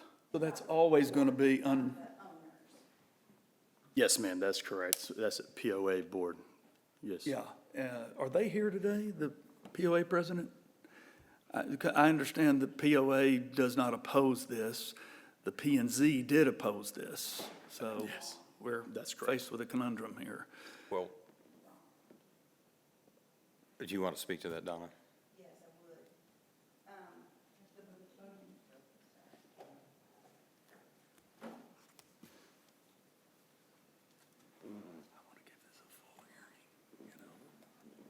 The board of directors got together and voted on whether or not that lot should change to commercial. They did not send out an invitation to any of us homeowners. We were not made aware of any of their concerns, their negotiations with the property owners, none of us. I asked to attend that meeting with them, and I was told, no, it's not a public meeting. So that is not representation of the POA. It is representation of 3 men. Okay. Thank you for clarifying that. Other questions? Bottom line is, with the retention pond, the amount of acreage is reduced considerably. So the plot, the usable plot, is, what do you figure? Out of the 5 acres, once the. 3.67? Yeah, little over 3 acres instead of 5 acres, which, okay, all right. I just want to make clarification of that point. Other questions for Mr. Meyer or John or Ms. Thomas? I'm going to close this public hearing at 4:33. I'll entertain a motion. I move to approve ordinance 2026-08-016 to rezone the property located at 11001 Farm to Market 2147 as requested, with the condition of requiring an access point to the track to the east to follow the agreed-upon site-specific zoning conditions as outlined. And that would include connection to the church's entrance, as well as the requirement to address all issues related to the pond. Motion by Mr. Hosea. Do I have a second? Second. Second by Mr. Weatherby. Any discussion?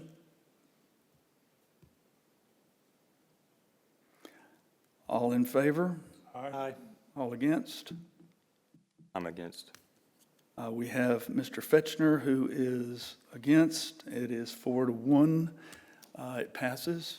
So we will move on now, and I've already closed the, Did you state the time for closing the public hearing? 4:34 now. Yeah. Okay, we're going to move on to our business items. First business item is Rachel Hearn, consideration and possible action of renewal of benefits with United Healthcare. Ms. Hearn. Good afternoon, Mayor and Council. I'm sure you're excited to hear from me again after we've spent all day together. I will try to quickly go over this again since we extensively talked about it at the workshop. Just as a reminder, our dental and vision insurance received a rate pass, also life and disability were signed with the rate pass for 3 years, so we did not have any increase on those. Our medical insurance from United Healthcare originally received a 19% increase. We were able to negotiate that down to 13%. In the July workshop, y'all asked me to bring back some plan design options to reduce that cost to the city. I brought you today 3 plan design options, and today I'm asking the council to determine the plan design and also what percentage will be on the employee for the cost of the plan. And you got those numbers with dispatch, and I appreciate that. Yes. And it came down to what, 7%? 7.3%. 7.3%. 7.3. better. Before we go further, I do want to remind everyone that I went to a mayor's luncheon the other day with 20-some-odd mayors across the hill country, and their stories about their finances and their expenses for insurance, infrastructure, and the like was just heart-rending. It made me feel blessed that I'm in Horseshoe Bay. Even though we've got some of the same problems, we don't have them nearly to the extent and duration that some of these other communities do. So kudos to our staff for that. But they're wrestling with the same increases on their insurance that we wrestle with this morning. So thank you for doing that. Any questions for Molly as we, what's your name? Rachel? Rachel. Rachel, Molly, I got you on the brain. Where are you? Y'all can ask Molly instead of me. That's fine. Any questions for Rachel? I will entertain a motion. I'll make one. Thanks, Rachel, for turning this around so quickly from this morning's discussion and all the hard work you did to find these plans for the staff.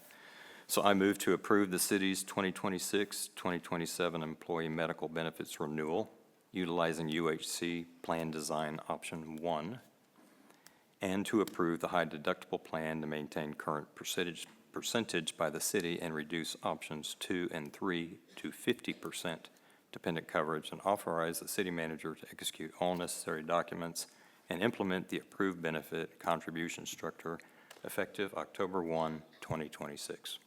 Motion by Mr. Fetchner. Do we have a second? I'll second. Second by Mr. Hosea. Any discussion? All in favor? Aye. All against? Motion carries. Thank you, Rachel, for your hard work. Item B, consideration and possible action concern reducing the building permit fee for the Horseshoe Bay Resort Racket Clubhouse. John Byram. Mayor, Council, excuse me, good afternoon. The Horseshoe Bay Racket Club is requesting a building fee reduction. They are building a new racket clubhouse that's just a little over 4,000 square feet. When you do the math based on our current fee schedule, it would be 1% of the approved or prior approved construction costs, which that means the permit fee would be $66,500, which is a little high. The applicant provided some examples of some similar developments that they've done over the years, all the clubhouse and the pavilion, and you can see that they are much larger and the price is much less. And you can see the fee per square footage going from $1.18, $1.65 to a little over $16 per square foot. So what the applicant is proposing is to do $2 per square foot, which at that rate, it would be $8,116. Of course, as you know, staff is currently in the process of studying and updating the fee schedule, which we're going to see in a few items from now. What staff is going to be presenting to y'all on that item is that there would be a base fee of $1,500 for review. And then in addition to that, it would be $2 per square foot for the development. plus 115% of any professional costs that would incur. That doesn't necessarily mean that that project would have those professional costs, but if we need to reach out to legal, have ATS help us review, then those costs would be in addition. So looking at doing the $2 per square foot plus the $1,500 for review, then if adopted, the permit fee with the new fee would be, or the new fee schedule would be $9,616, of course, plus any incurred fees for professional services. So with that being said, staff did find that the $66,500 was excessive. So staff does recommend council reducing that permit fee. The applicant is here if y'all have any questions. Okay. I have a question. What is, Rick, what are your projected costs in connecting this? Does this For this, John would probably have better information on that. I would presume that you have normal review costs. Do you have any engineering or legal? So when doing our fee study review and looking, we compared with other cities, the 9,000 seemed to be a good coverage. So the question, the 66 is clearly exorbitant. I don't think there's any argument on that. My question is, you know, in today's world, we're going to have to make sure that we cover our expenses. Yes, sir. Yeah, for this building specifically, there's not additional, there's not a structural engineering or. To me, when I see this number that was brand new, we have to take infrastructure out. This is already, we have infrastructure surrounding. So this is just a connection. Yes, sir. But I want to make sure that the 9,000 number covers all expenses that we would incur in hooking it up. Yes, sir. That does so, and just real quickly too, the way we handle construction projects at the staff level, we separate out vertical and horizontal. We separate, the question from Councilmember Jose is essentially, would this cover all the costs associated? All the infrastructure costs is a separate permit. That is closer to the 1% plus a cost-based fee schedule. So there's more cost, more third-party vendors and stuff that we utilize to handle that work. This is really just the building. And so that is correct. All the infrastructure work's already been accounted for with this. For Racket Clubhouse, it's already there. This is a lot that already has all that. If for some reason, I'm just going to throw a hypothetical, if the fire suppression system changed and it needed some upsizing, we would engage in third parties, and then we would bill them under our ordinance for 115%. All right, that's what I wanted to hear. Okay, thank you. So the reduced fee does ensure that we get our costs Recovered, yeah. And you think, John, this is generally the direction y'all are going to head with the future, right? Correct. And you're going to eventually bring in a whole new fee schedule. Well, we've got it on this agenda. 2 items from now. Okay. So yes. Not eventually. Frank didn't read So on. what we did is, with the item on the fee schedule, I just took what we're proposing to give you the numbers as to what it would be if it's approved. What I wanted to hear. Okay. Okay, have we voted on this? I don't even know. Okay.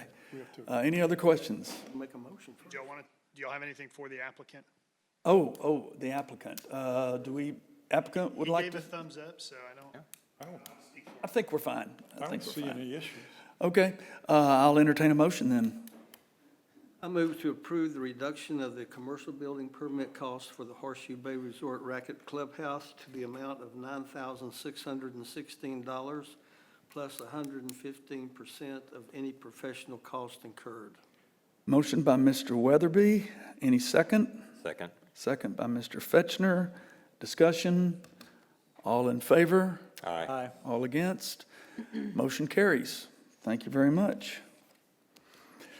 Okay, we're going to move to C, item 8C, and it is consideration possible action concerning Sterling Creek homes to exceed the maximum number of spec homes starts.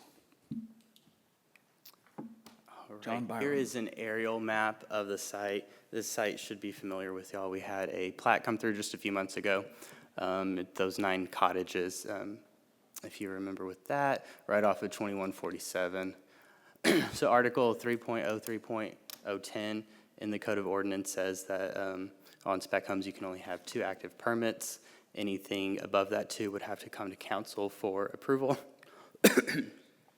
Here are those conditions that council has to look at when deciding on a vote if they can go more than the 2 or not. The applicant is requesting to do the 9 altogether at once.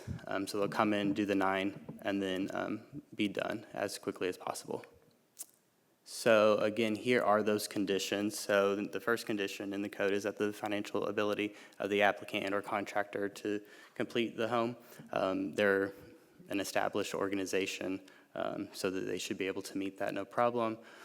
On the second one, that they don't have any issues from any deposits or violations with the city. This would be their first development with the city, so they don't have that issue.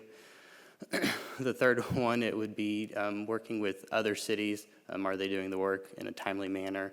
They've done multiple projects. They've been able to get it done in a timely manner. So with that being said, staff does recommend approval that they are allowed to do the 9. Did we do some due diligence on these other cities? Yes, I've reached out to other cities. Okay. Didn't hear any complaints.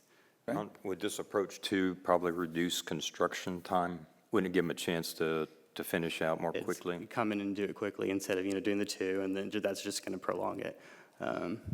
So the staff took that into consideration too, which is also another reason why staff was going to support Will it also possibly decrease the inconvenience for the neighbors around there, just having one I would fell think swoop so. come I in? would think so. Okay. And then the applicant is available. Okay, the big thing I remember on this is the parking situation. Did you address that? Because you have that one oddball piece for Yes. additional parking? Good afternoon, Jeff Kelly for Sterling Creek. Yes, as far as the construction, traffic and parking and all that, that will be at that upper location that we discussed at the last council Okay, meeting. good. The biggest reason that Mr. Corcoran has done that is obviously just to reduce the traffic in there. I do want to reiterate one point. We made promises to the neighbors that we would minimize the impact, both construction and everything, and that's one of the reasons we come in front of you today to request your approval to be able to honor that promise. So. I mean, that I think we should add as a condition. And, With the parking area? yeah, the parking area. Mm-hmm. You don't have a problem with that, then that. None whatsoever. Okay. Great. Any other questions for Mr. Kelly? Or for John? Okay, I will entertain a motion. I move to approve the construction of 9 speculative houses at one time for Sterling Creek Homes, Inc., for the development located at the intersection of FM 2147 and Horseshoe Bay North Boulevard, and included the appropriate parking as discussed. Yes, Mr. Fetchner makes our motion. How about a second? I'll second it. Second by Mr. Hosea. Any discussion? All in favor? Aye. All against? And motion carries.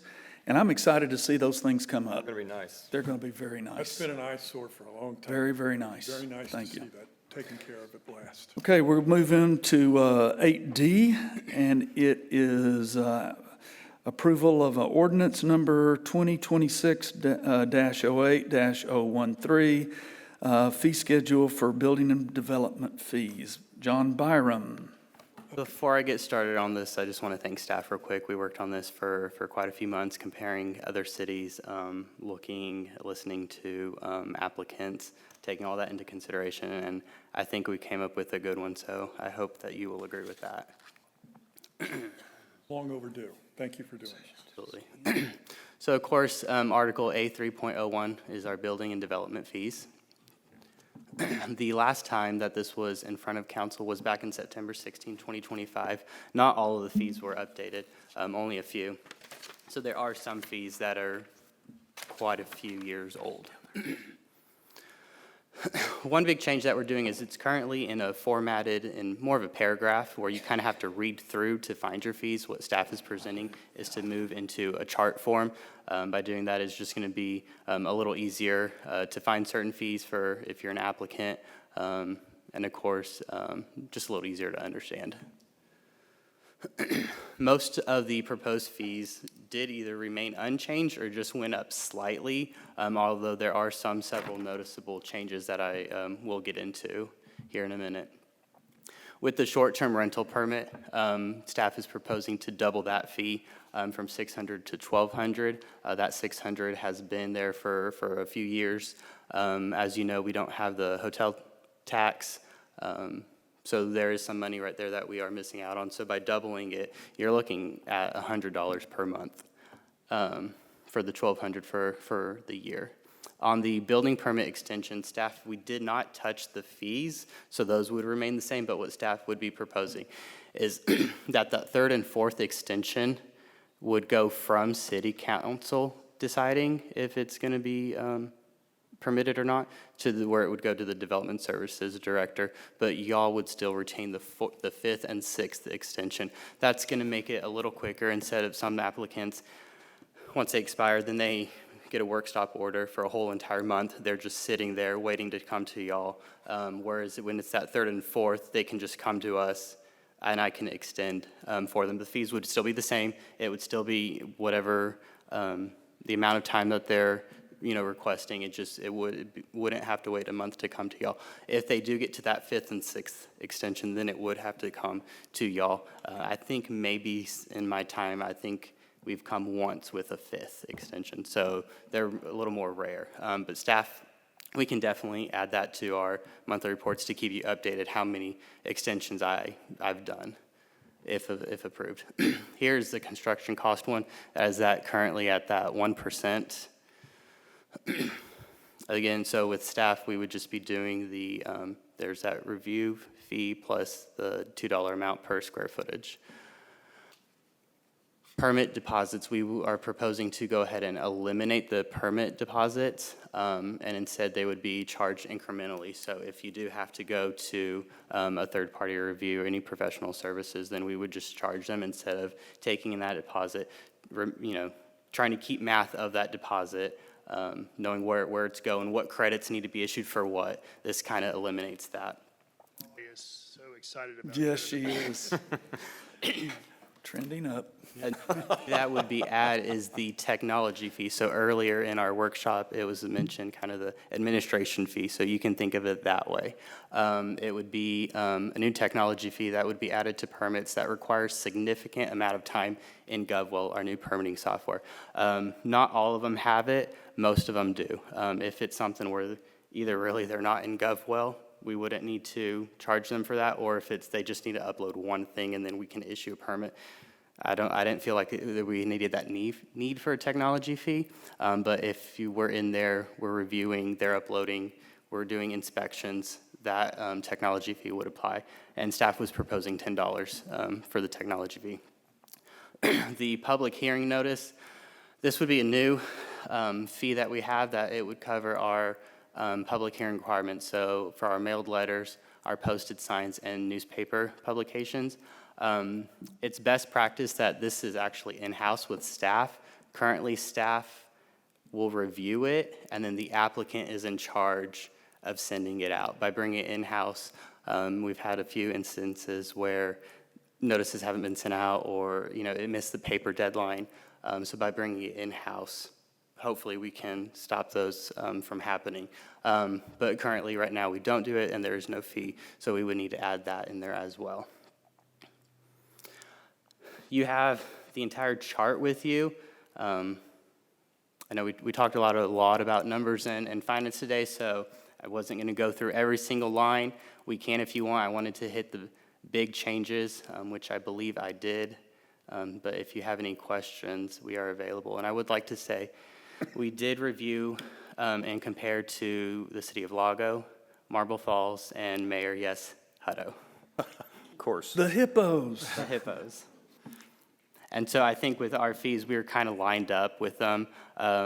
Not the cheapest, not the most expensive, but reasonable. So with that being said, Are we going to do tree mitigation by the? Yes. Is it going to be with the GIS, or is it going to be visual out there? they'll have to measure. Okay. So they'll let us know. So it'll be And we visual. do have, I believe it's on the first page. Yeah, right there. Proposing a 2-to-1 ratio, 200 per caliber inch with a maximum of 20,000 per lot.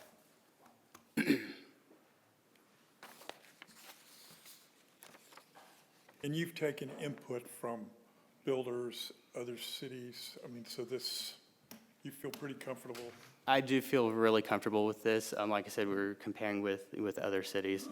For the most part, it lines up. I think the big one was making sure that 1% fee came down. And I think that number that we came up with, doing it by the square footage, that was very common. We even looked at other cities, not just the three, just to see what they do, and it seemed it was very common to break it down by square footage, which it was funny. We were already going to move forward with that $2, and then to know that the applicant with the Racket Club was even proposing $2 made it seem like that was we were on track with that. So with that being said, staff would recommend approval, and we are available for questions. We've been asking for this since what, 25? Okay. There's much more 24. thorough thought put into it in comparison, so what's done is done, but current staff did a good job, I think. Perfect. Great job. Thank you. Great job. Thank you. Other questions for John? All right, I will entertain any kind of motion. Consideration and possible action approving ordinance number ORD 2026-08-013, amending the appendix fee schedule for the city. I move to approve ordinance 2026-08-013, amending Appendix A, Article A301, building and development fees as presented. Motion made by Ms. Waddell. Do we have a second? Second. Second by Mayor Pro Tem Morgan. All in favor? Aye. All against? And the motion carries. Thank you. Thank you. Thank you, John. We're going to move now to E, which is an amendment of budgeted funds. Now, this is Molly. Don't call her Rachel. Actually, I'm Rachel. Good afternoon, Mayor and Council. The city staff is requesting budget and reclassification amendments. I'm going to ask you to see Schedule A and also Ordinance 2026-08-014. If we look at Schedule A, let me see what page it is, sorry. It's page 85. We've already gone over these at the workshop. If you look at column F, that is the proposed amendment. Column E is the auditors require us to do a roll forward of our budget from our original budget, roll forward every amendment and come up to a final budget. So that's what column E does, and then once we input the amendments, if they're approved, it should be the amended budget. In column G, the first couple of lines are the general fund, and I'm not going to go over them individually, I already did, but if you look at the total for the general fund, there's going to be an excess of $1.1 million. The next department is the fire department. The main amendment in that is the engine 12 was totaled, and we got proceeds from TML, our insurance company, and that will be discussed later to get that approved. That nets to $12,000. The development services, they have reduced a couple of their fees down to what is currently happening for re-permitting and miscellaneous. That's about $107,000. The police department, am I supposed to be doing it? You have slides if you want to use them. Okay, sorry. Oh, I can't even see those. I barely see my paper. That's why I pulled out the big Okay, you've got hard copy. The police, a couple of amendments that have already been approved. The cameras, the backup server, and the emergency purchase of a Tahoe. That adds to $128,000. The lot mowing, we're truing that down to actual and removing a lot clearing expense to add $48,000 to that budget. The public works, we are adjusting for Kimley Horn. They are the engineer for the roundabouts. And we're also adding phase 1 of the shared use plan. That nets to about $58,000. Also on those lines, I think it's 47 and 48. The account numbers, there's a typo, 029999-50972. Should be 029600-40175. There could be some other typos because I'm human. If there's any more, I will bring them up at the next council meeting. Per the auditors, I must mention this in the meeting. The total effect to the general fund is a positive $1 million. The capital fund is next. We are, as I mentioned, in discussing the financial statements, truing up our bond that was issued in May. We're truing up this building, the city center, the fire station number 2, landscaping, Old City Hall, and the transfers from the general fund. Mentioned we had some savings, the streets, the seal coat, it's all being trued up. That nets to, I can't even see myself, $131,000. Escondido PID, $23,000. The utility fund, the big ones are the lines, the second and third line are water. Everyone knows it's hot, it's not raining. Our our water revenue is up. I took actuals at July 31st, took the daily rate for July and forecasted August and September. If you go down to the bottom for all the utilities, it nets to $172,000. Then there are reclasses between various departments and some accounts, and that nets, obviously, if it's a reclass to 0. Are there any questions? Questions for Molly? We pretty much beat that to death, though. Yes, we did. I thought it was dead when we left it 2 hours ago. Okay, I will entertain a motion. I move to approve ordinance 2026-08-014, approving and adopting the amendments to the City of Horseshoe Bay adopted budget for the beginning October 1st, 2025, ending September 30th, 2026. Motion made by Mr. Morgan. Do we have a second? I'll second. Second by Mr. Hosea. Discussion? All in favor? Aye. All against? And the motion carries. Thank you, Molly. Doug Fowler. How are you doing? Mayor, Council, as we discussed this morning, we had engine 12 was totaled in a fire back in March, and we were notified that we were getting $499,500 from TML to replace that engine. We evaluated what was on the market. We had 10 qualifiers.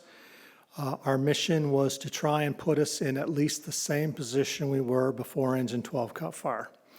We found an engine in Cypress Creek, northeast of Houston, Texas.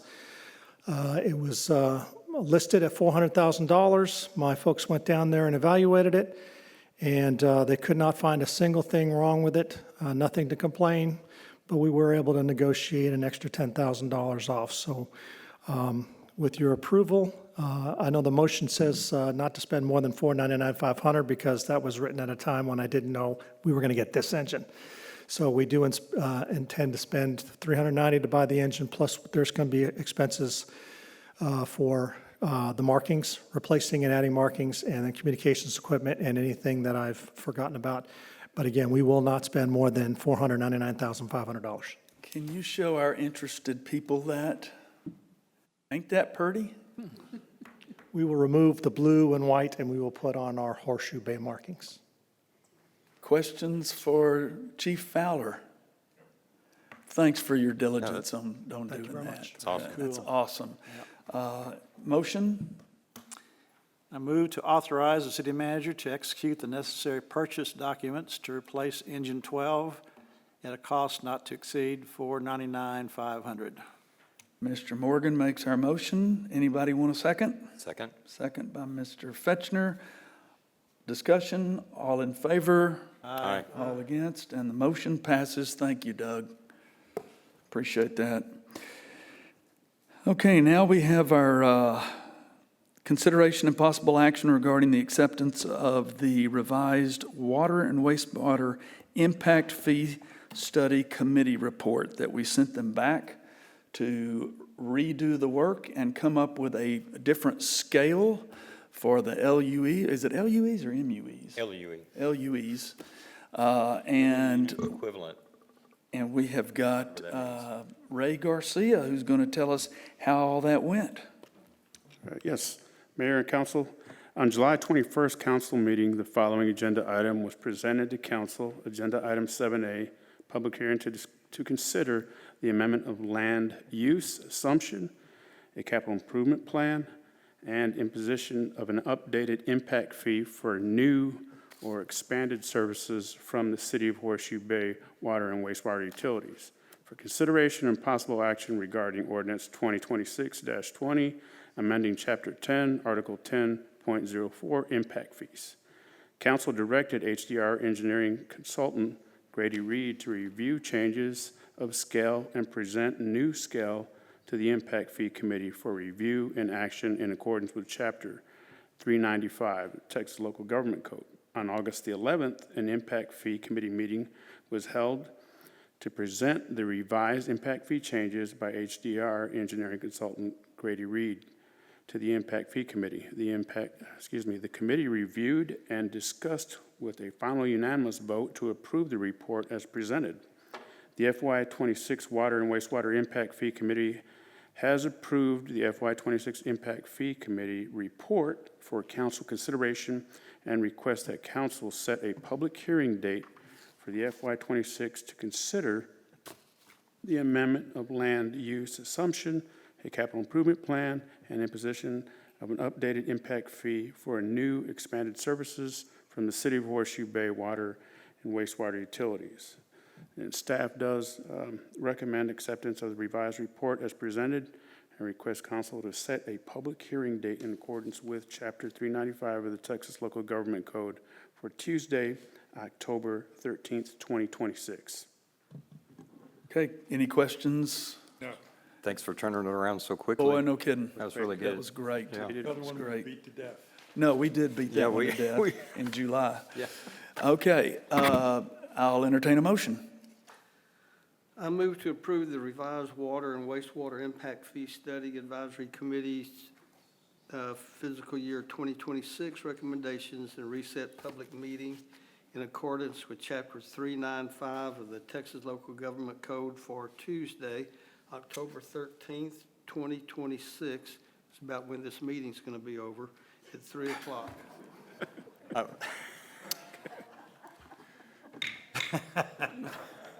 It's out of order, Mr. Weatherby. That's a motion by Mr. Weatherby. Do we have a second? Second. Second by Mr. Fetchner. All in favor? Aye. All against? And it passes. We will see you in October the 13th. All right. Stay until then. Yeah, stay after class, Mr. Weatherby. All right, Mr. Koska, you've got Resolution 2026-08-000-401. Yes, Mayor and Council, the city has been working with Candace Bank, and then now has been working with Huntington Bank to get a piece of property to be donated to the city for the shared path connection. This is the part of the shared path that will be on the north side of 2147, immediately north of Summit Rock Boulevard. We've been working with them quite some time. We're in the final stages of that, and we'd like to adopt this resolution to move forwards with that process.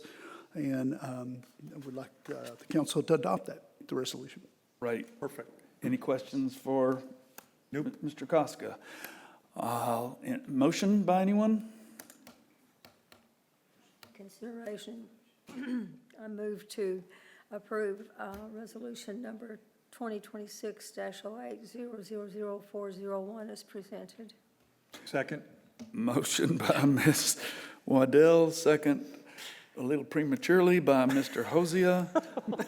All in favor? Aye. All against? Motion passes. Give me that thing, I want to sign it.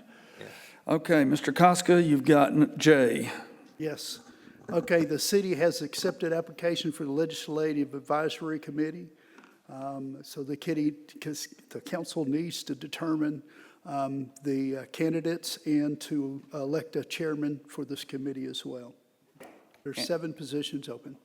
And how we propose to do that is you have a ballot in front of you, council, each person does, and you've got 7 votes that you may make. And we will present those. You need to write your name at the top of your ballot and give it to Susie. She will tabulate the votes, see if we have a majority on the first 7. If we don't, we'll go to ballot number 2. Does that make sense? Yep.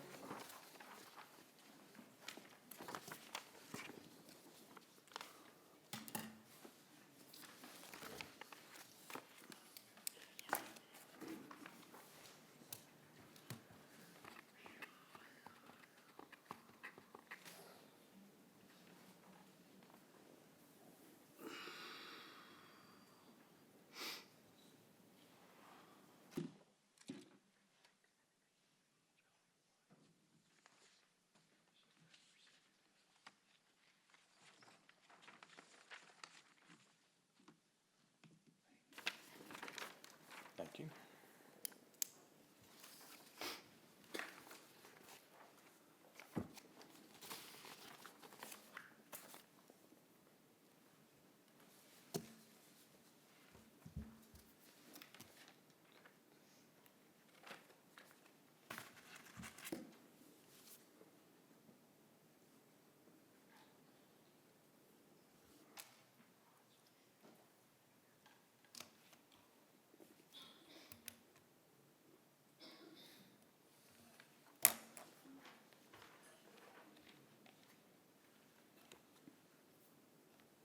Are you auditing this?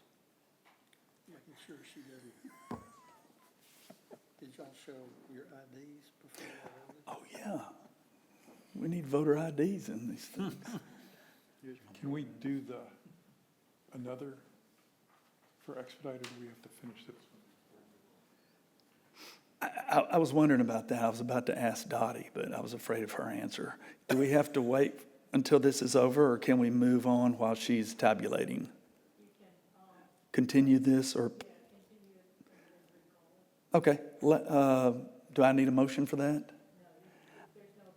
If there's no objection, I'm going to continue this until Susie has an opportunity, and take all the time you need, Susie, on the first ballot. And we're going to move now to J, which is Mr. Koska, about the interlocal agreement. And I'm afraid we didn't hear back from them, did we? No, we have not. To put this in context, Llano County has requested that the city sign a magistrate agreement with the county. What that required is our municipal judge to be on a on-call notice to help with the magistration at the jail. Our contract with the county or our municipal judge, I'll spit it out in a minute, does not have that in the part of the contract, nor does he have any interest in doing that since he lives in Lago Vista, and that's about a 2-hour trip for him to do that. So we worked out with the county that the JPs would cover that expense and trade for the fines for the magistration service and the penalties. So this really reflects that it's only a Class C misdemeanor, which would be disorderly conduct, mostly what it is. And we may have maybe 4 or 5 of these a year, and somebody may have to spend the night in jail, and then they're released the next day, generally is what that is. Anything above a Class C is really a state and a county responsibility. And so we have worked this out with them that they're going to provide us with a revisions to the contract they submitted to us. And then we're going to approve that. What I ask is a motion to go ahead and approve that, since the mayor and I have been involved with the negotiations, and we will work with the city attorney to make sure that as to the form is approved before we have it signed by the mayor. And we hammered all that out Yes. at the end of last week, I think it was, and sent them, so it's on their desk right now. Yes. And so they had wanted us to get this out by this meeting, and we're ready to do it, but we don't have their signed copy. That's right. And I'm not signing ours without theirs. Should we continue this? No, what we're going to do is we're going to give Mr. Koska the authority to negotiate, or to sign, and when it comes back in substantially the same form that we sent it out. Yes. What we agreed to, and of course, with the city attorney's blessing. Well, and I don't give consent, but I would approve as to form, so I'd review Right. substantive issues, and if there were, we would bring it back to council. Yes, exactly. I'll make a Okay. motion. Mr. Hosea. I'll try to do this one correctly. I move the city council approve the interlock agreement with Llano County for the magistrate services and authorize the mayor to execute the agreement once the language is agreed upon by a Llano County judge and the city manager, with the approval as to the form by city attorney. That's correct. Motion by Mr. Hosea. Second? Second. Second by Mr. Weatherby. All in favor? Aye. All against? And you got a thumbs up from Dottie. That's pretty good. I've never had one of those. That's good. It passes. Let's go to the consent agenda. And does anybody want to take anything off of the consent agenda? Yes. What do you want to take off? We'll take off 9, let's see, hold on. Where is it? D, 9D. D is in David. Uh-huh. Approval of city council minute meetings, August 7th workshop.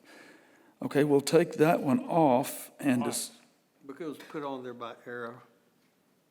There was no meeting. oh, Well, that makes sense. okay.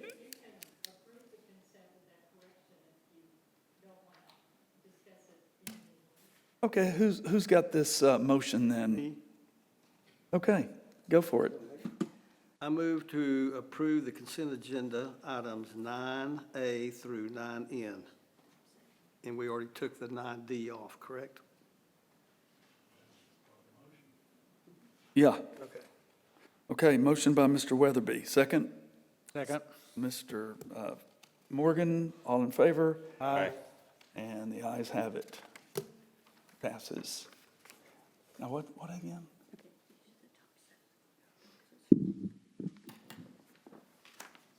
While they're discussing per need Dottie, four, y'all don't will we? have to take We need some three. action now on Okay. 9D since he So we has to. got them now.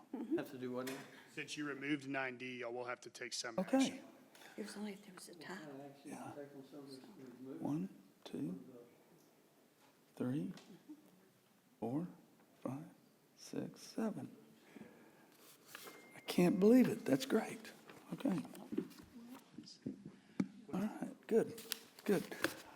I want you to emphasize how difficult this choice was. It was really, it's all over the board, and I knew it would be. But we do have a consensus, believe it or not. We're going back now to 8 I, which we had tabled, and now we're going to reopen again.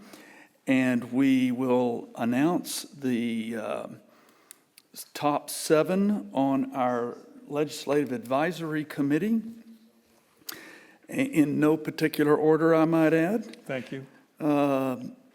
Mark Knudsen, Lee Larkin, Susan Pierce, Walter Price, Howard Ruff, Johnny White, Ann Whittington. That Johnny White. Johnny White is Reverend Johnny P. White. Right? Yes. White, and who was the last one? Ann Whittington. And I'm telling you, these are all over the board. So all of you received at least participation trophies, that's for sure. Come on. But very difficult decision. We thank everybody for applying. And please answer your phones when called if you're not on this list, because I'm going to give everybody's name to the committee. Oh, we need to pick a chair. I'm going to give everybody's name to the committee to use those who aren't necessarily on the committee as their support. So you're going to be an ex officio member, I'm sure. Now, the council needs to assign a chair of this, and the names, well, I've already given you the names. And do we have anybody who would like to discuss chair? I would suggest that for Price, with his experience in the House of Representatives, be the chair. Any other discussion on that?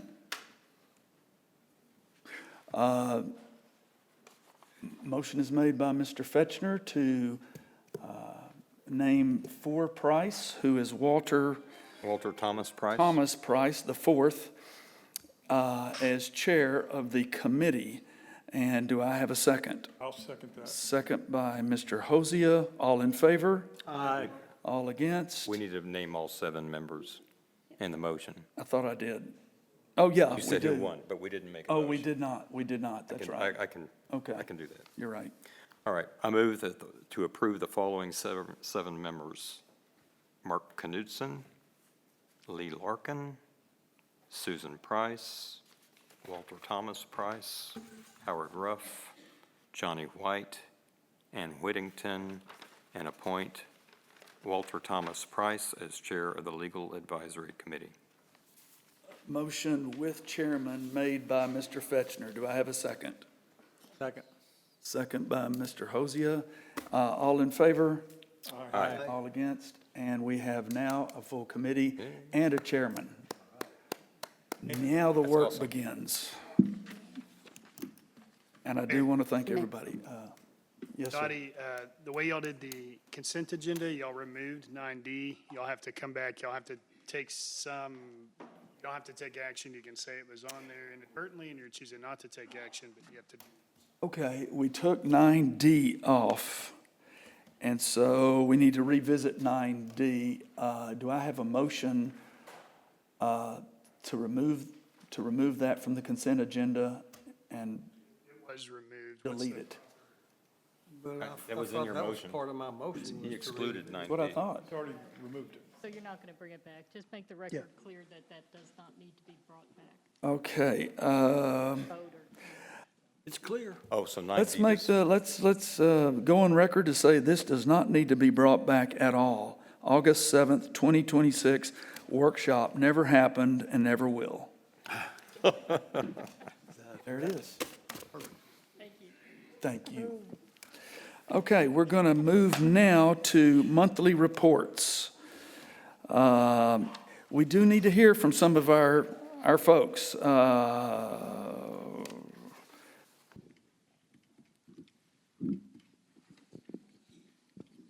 I think our chief of police, we've already heard from him on the cars. Can you tell us anything, Paul, on the flock cameras We don't have any up right now, do we? Okay. And do we have those on order? Or do we? No, we just was awarded the grant, and so I know we've talked to them, and I believe they are being ordered, but it won't be anything anytime soon. I think they're probably 4 or 5 months out. Okay. All right. Well, don't listen to all the commotion we have from all the other areas. We're going to take care of our cameras. Is Tim here? Tim Fram? Yes. Yeah, Tim, can you talk to us about the sinkhole, please? What's the final cost of that thing? So the cost hasn't risen at all. It's the price that I gave you. I believe it was $590. We poured concrete again today, a strip. Tomorrow, we're basically on the home stretch. We'll have the road put back in. The curbs, I believe, were poured this afternoon. We'll open the road probably by the second week of September, if not sooner. We'll finish the minor details like putting the columns back up after the road's back accessible to traffic. We can work off the side. We need to communicate that opening. Yes. Yes, we will. As soon as you got a firm date, get with Cindy and let's get that published. Yes, sir. Is Cindy here? Cindy? Yes. Let's get some pictures out there, too. Yeah, I've got pictures. I'll send them to, I mean, of the finished product, too. once we get there. Okay, good, good. I'd like to show everybody what they got for their money. Okay, now, On a non-budgeted item. on a non-budgeted item, I might say. That's a rainy day fund item. Any day.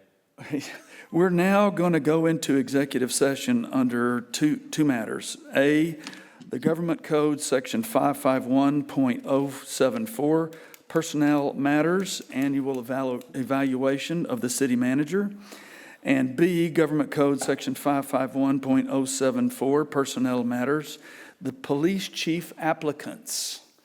And we will, feel free to stay if you'd like. We're going to go into executive session back here. And the time is 5:26, for those of you all who want to know. Of executive session at 6:23 Central Time. And we did not conduct any business inside the executive session. We do have a motion, I believe, from Mr. Morgan. I make a motion to ask the HR director to bring back the police chief applicants for interview. I'll second that. Motion from Mr. Morgan, second by Mr. Hosea. All in favor? Aye. All against? And the motion passes. If there are no, oh, do we have one other matter of business? Oh, my gosh. You're killing me, Smalls, you're killing me.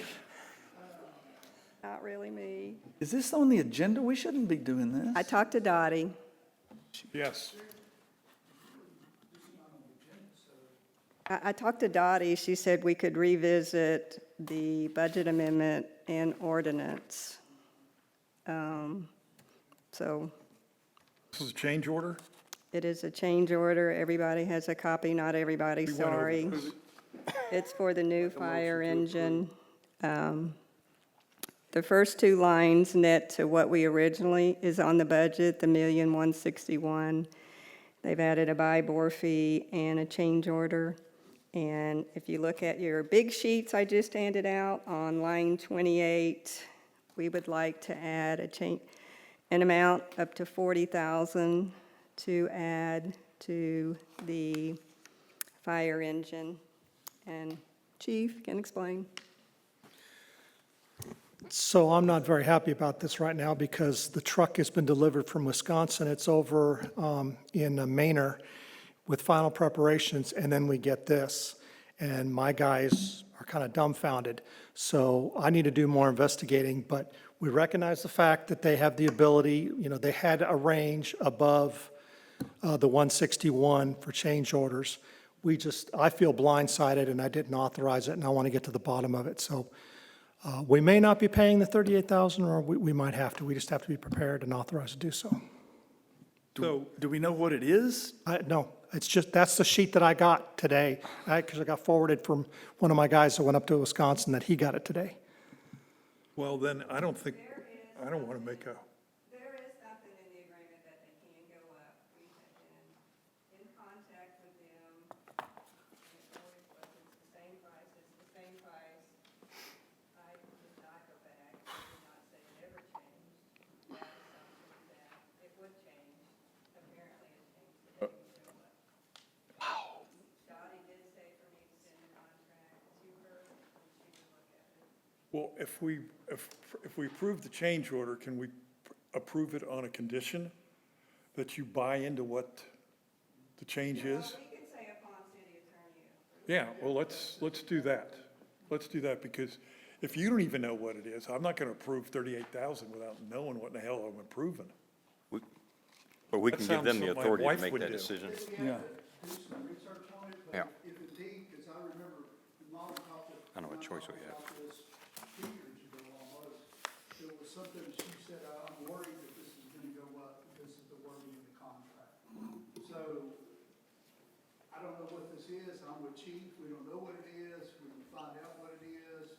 If we can whittle it down, and if there's something that has been from his guys, we looked at it, they added something to it based on something that they said.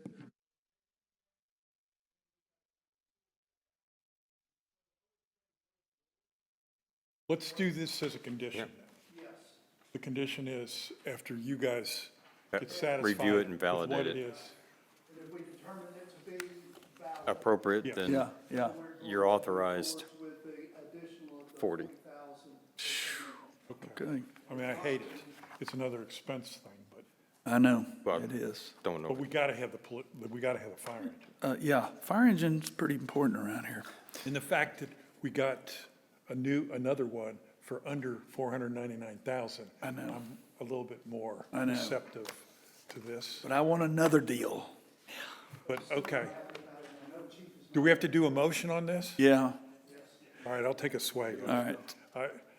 I approve, we move forward on the change order once the change is accepted by Chief Fowler and the city manager. Motion by Mr. Hosea, second. You want to include the amount? Of Of 40,000. 38,000, what is this? $38,158.51. 40 is probably a Up good to 40,000. 40,000. No more than 40,000. Yep. Good. Okay, second? Already did, second. Okay, second. And By this- Buck? This will go on item 8E. It'll be a second motion, Second which motion. was the, okay. Okay. Thank you. All in favor? Aye. All against? It passes. If there are no objections, we'll adjourn.